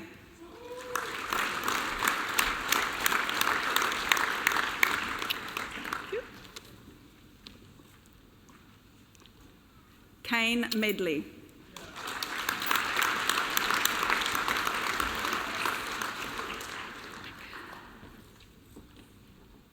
Jack Murphy.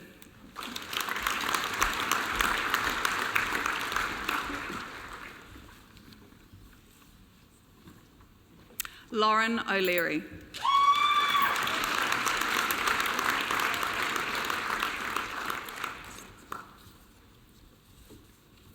Saxon Penn.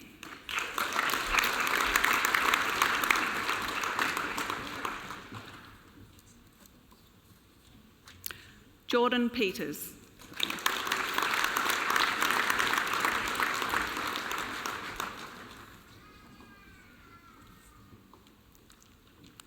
Lily Rhodes.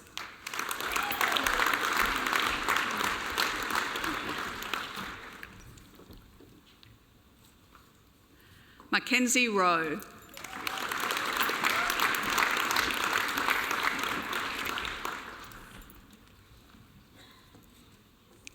Caprice Skinner.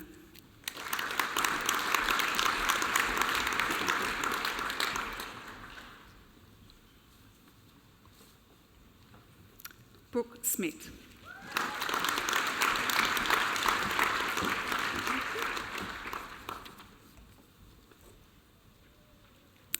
Erin Smith.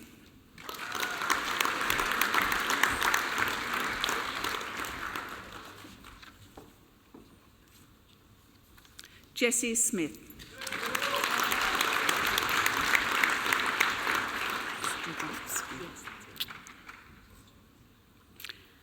Amy Stajowski.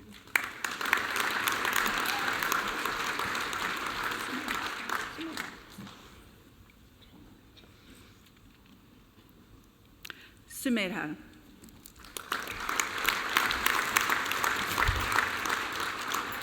Thank you. Mia Sweeney.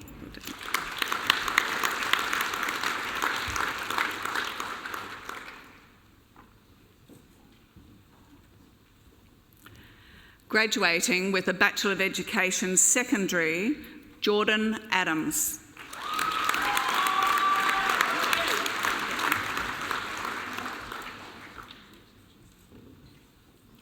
James Archer.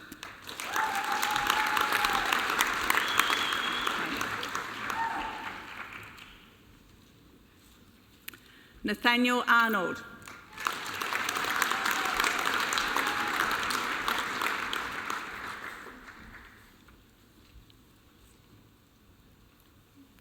Riley Atkinson.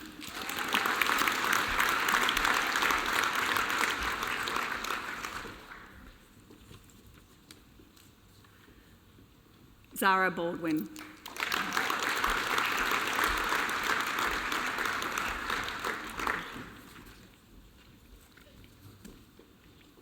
Hayley Banks.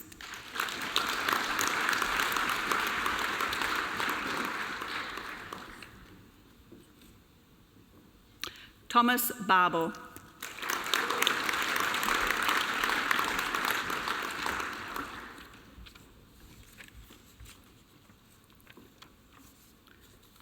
Nicholas Bate.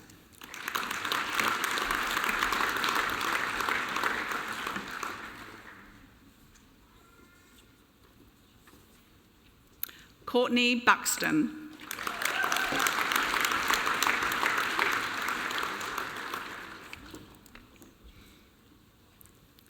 Jordan Byfield.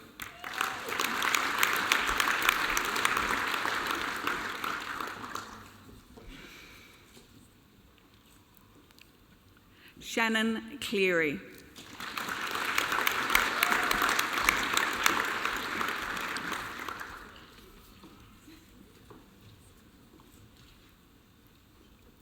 Hannah Clendenning.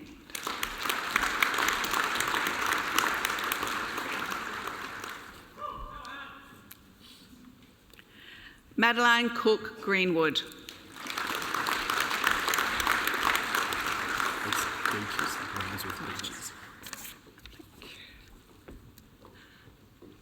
Michael Deitchis.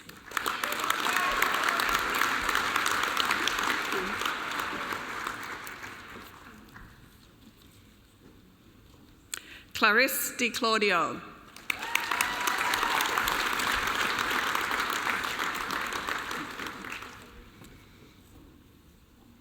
Cooper Dory.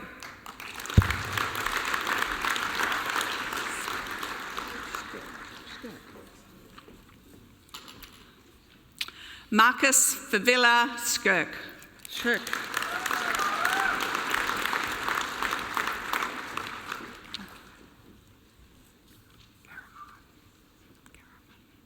Taylor Garriman.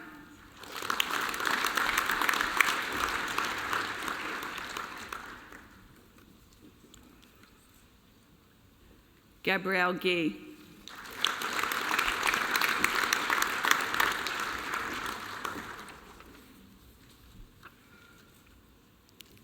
Mia Guest.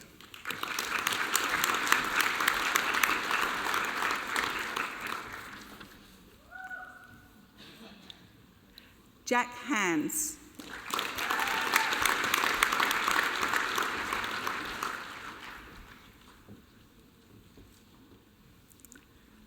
James Harris.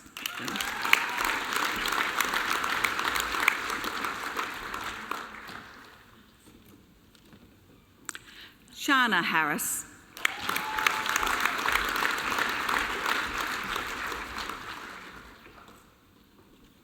Adam Hart.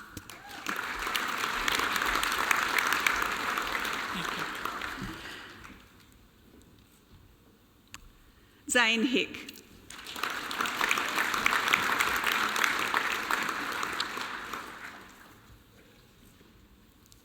Emily Holmes.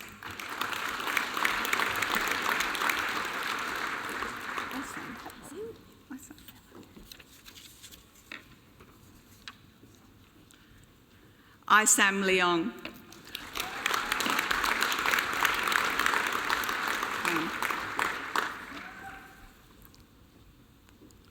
Zach Kime.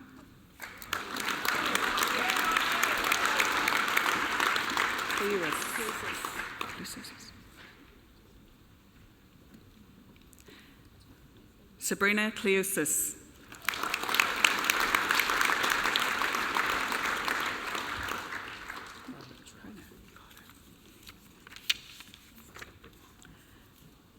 Mitchell Clonett.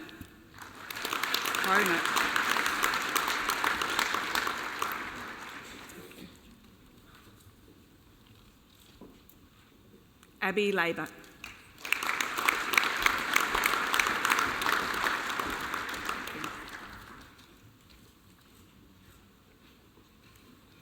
Natasha Lewis.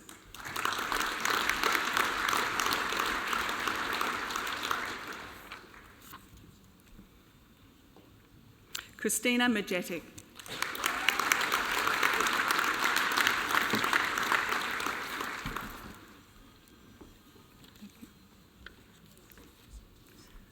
Brady Mather.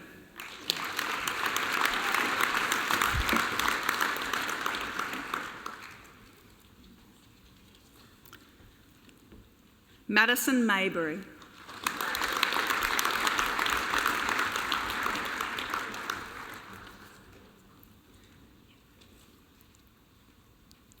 Alicia MacDonald.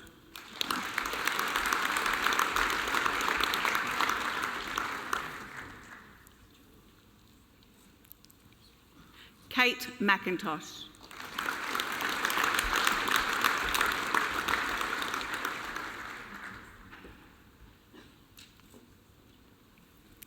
Keith Moody.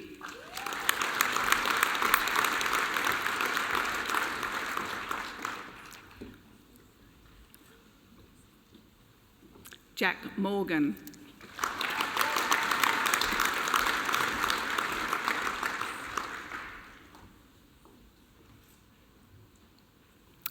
Bianca Murray.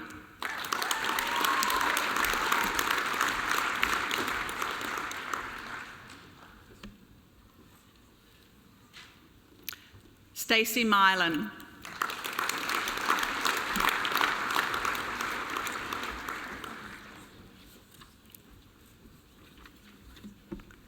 Emily Parkinson.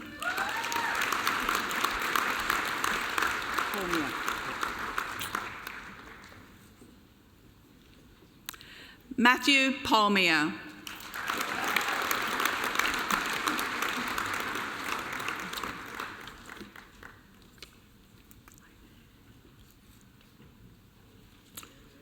Bernard Poles.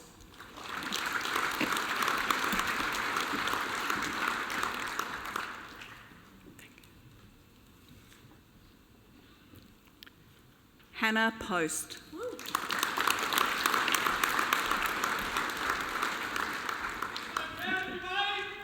Yes. Luke Rowe.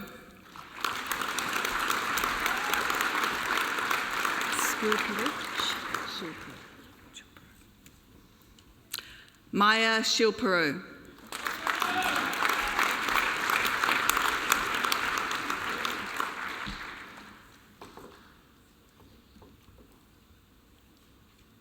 Helena Shearman.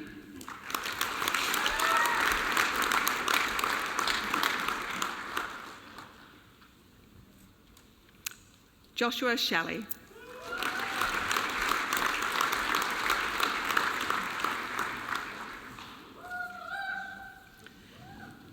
Stephen Swan.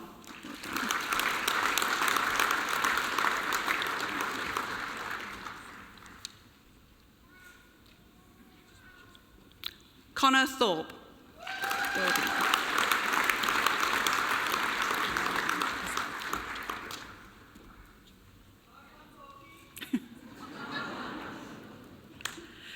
Christopher Tomasella.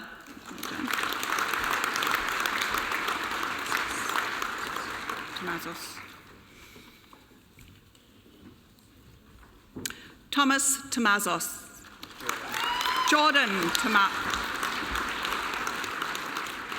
Jordan, let me do that one again. Jordan Tomazos. Thank you.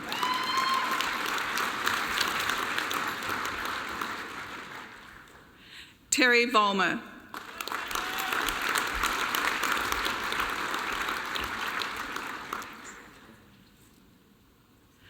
Brittany Vogt.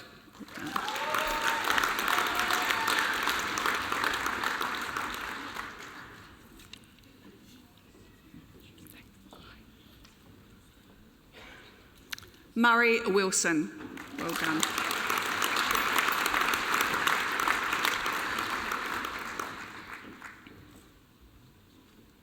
Graduating with a Bachelor of Education Studies.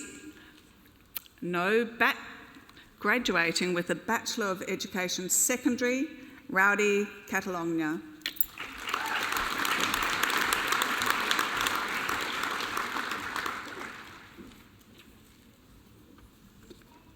Now graduating with a Bachelor of Education Studies, Kayla Dibney.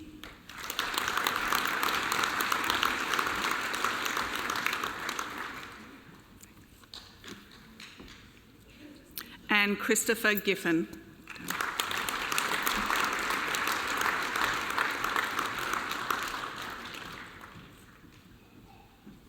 Graduating with a Bachelor of Teaching, Early Childhood and Primary Honours, Amelia Jane Cook Webber.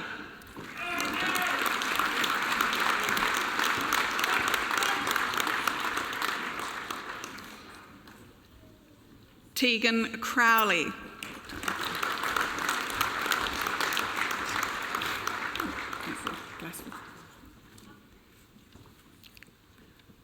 Brooke Glassford.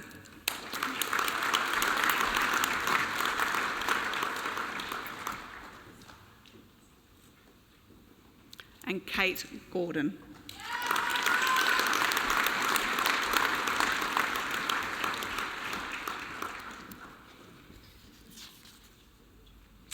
Graduating with a Bachelor of Teaching, Health and Physical Education with Honours, Eleanor Harrison.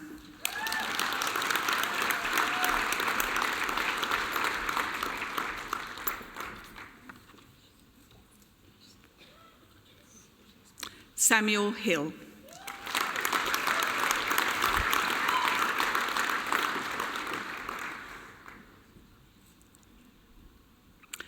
Graduating with a Bachelor of Teaching, Humanities with Honours, Michael Arnold.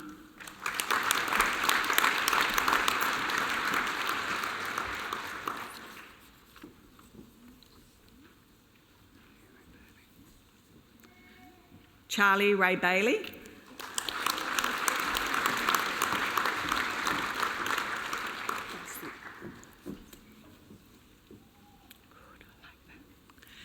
Bassie Gia.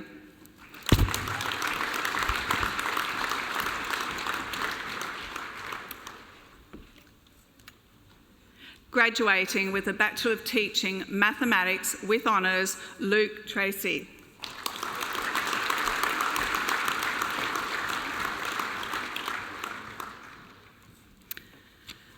Graduating with a Bachelor of Teaching, Primary with Honours, Liam Foulin.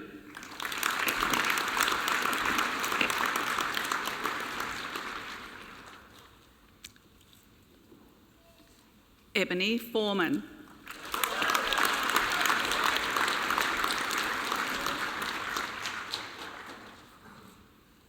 Samuel Foster.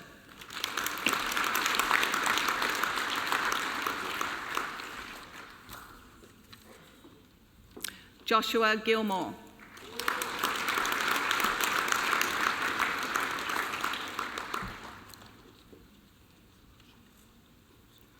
Callie Johnson.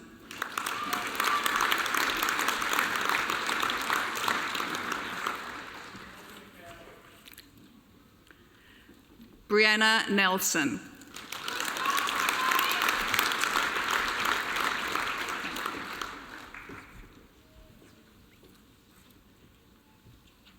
Taylor Whitaker.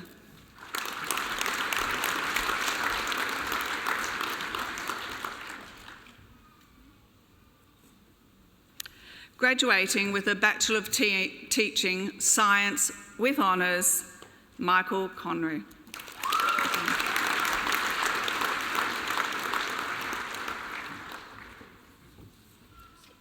Christy Doan.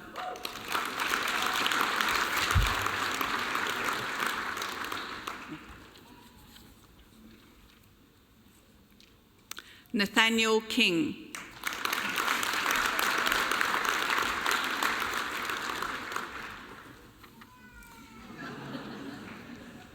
Tom Wallace.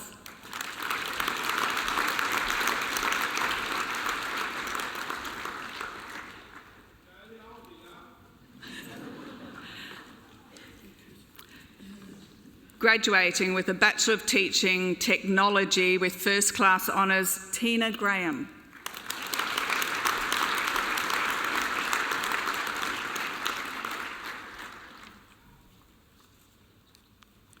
Graduating with a Bachelor of Business, Cara Andrews.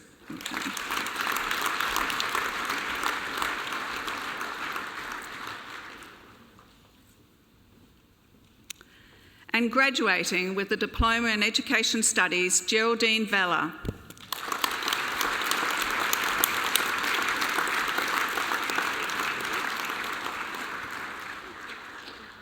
Chancellor, that concludes the presentation of graduates. Thank you.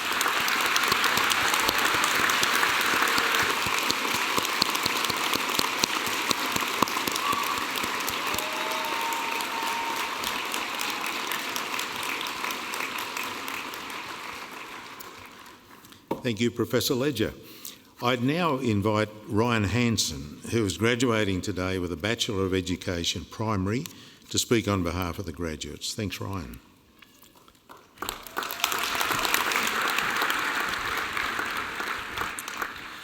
I'll try and not keep you too long because my tummy's rumbling. So, Chancellor, Vice-Chancellor, members of the Council, staff of the University, families and friends of graduates, and most importantly, graduates.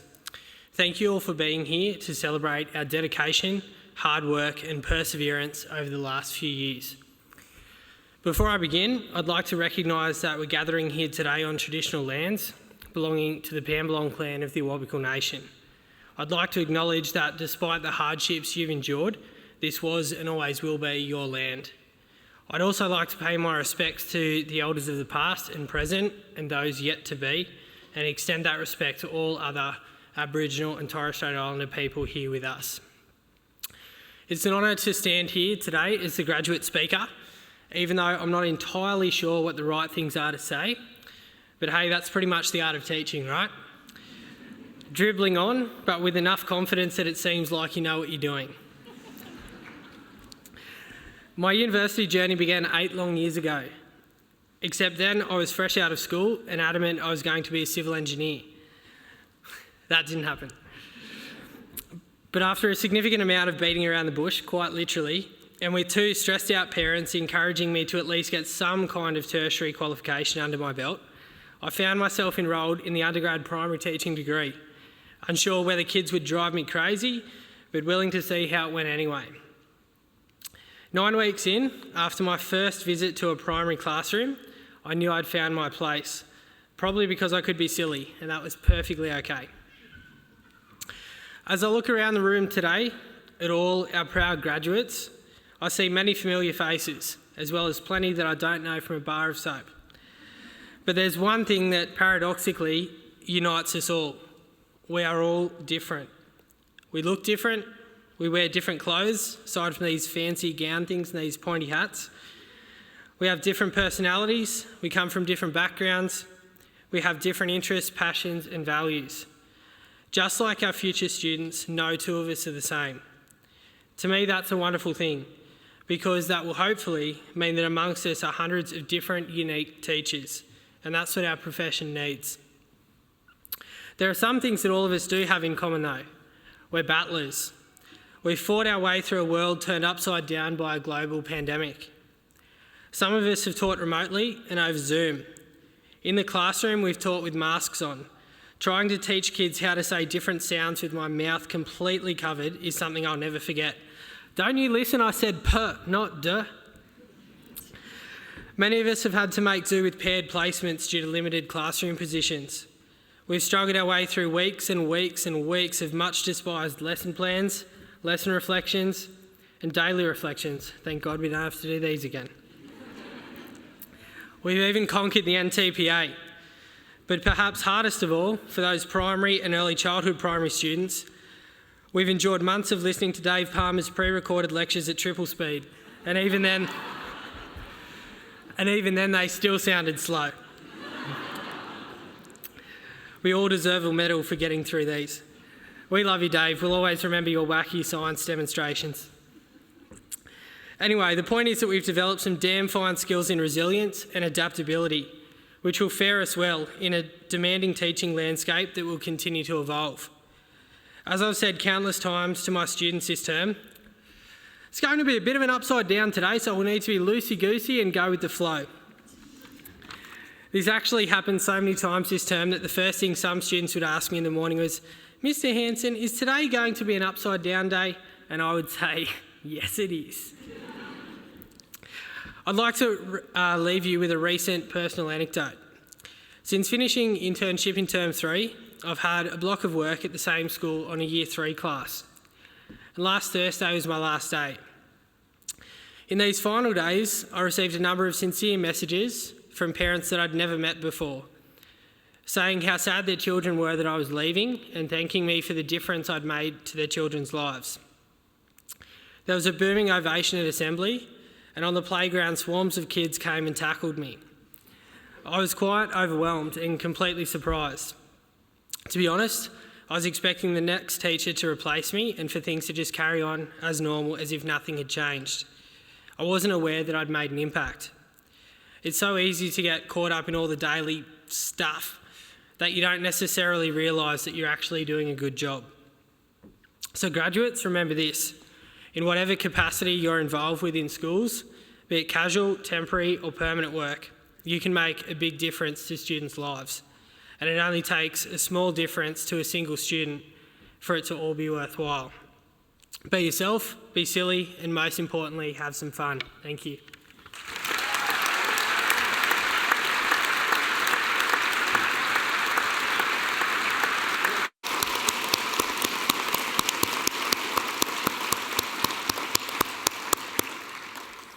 Thank you, Ryan, for a great speech and certainly a very entertaining speech. And look, you put it in context very, very well. It's been a tough journey, an unusually tough journey for you as a cohort over the last 2 or 3 years. They've really been tough years, and you should be very proud and celebrate your achievements. And Ryan, I'm sure you're going to make a great teacher. You'll keep those students fooled, I'm quite sure. And I suspect you might have even made a good civil engineer. So best wishes to you and to everyone else that's graduating today. Ryan, thank you for speaking so well on behalf of your colleagues.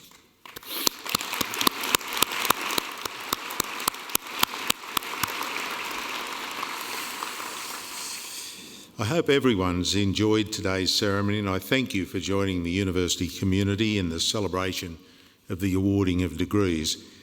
And to the audience, thanks to you for joining in. I think on average, the amount of enthusiasm was just right. A bit too quiet at the start and a bit too loud at the end, so on average it was perfect. Before I declare the ceremony concluded, this time I'd like to ask that the graduates remain seated, and for everyone else in the audience and my colleagues to stand and join me again in celebrating their wonderful achievements.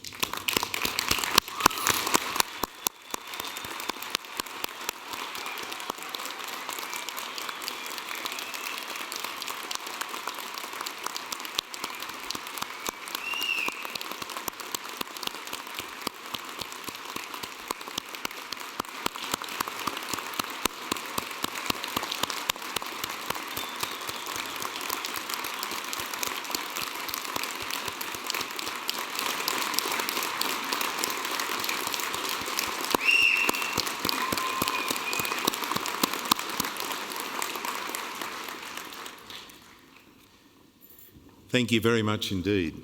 I now declare the ceremony concluded and invite you to join the graduates in the Brennan Room to continue celebrating this very special event together. And just one last word to all of you who've graduated. Congratulations. It's been a really tough 2 or 3 years, and to perform and achieve the way you have is really meritorious. So deep congratulations. And I think as all you know, you're going out there to have an enormous impact on our next generation. You're leaving here with all of the knowledge and I believe all of the values, which are equally important to make an enormous impact. So make the world a better place. Thank you.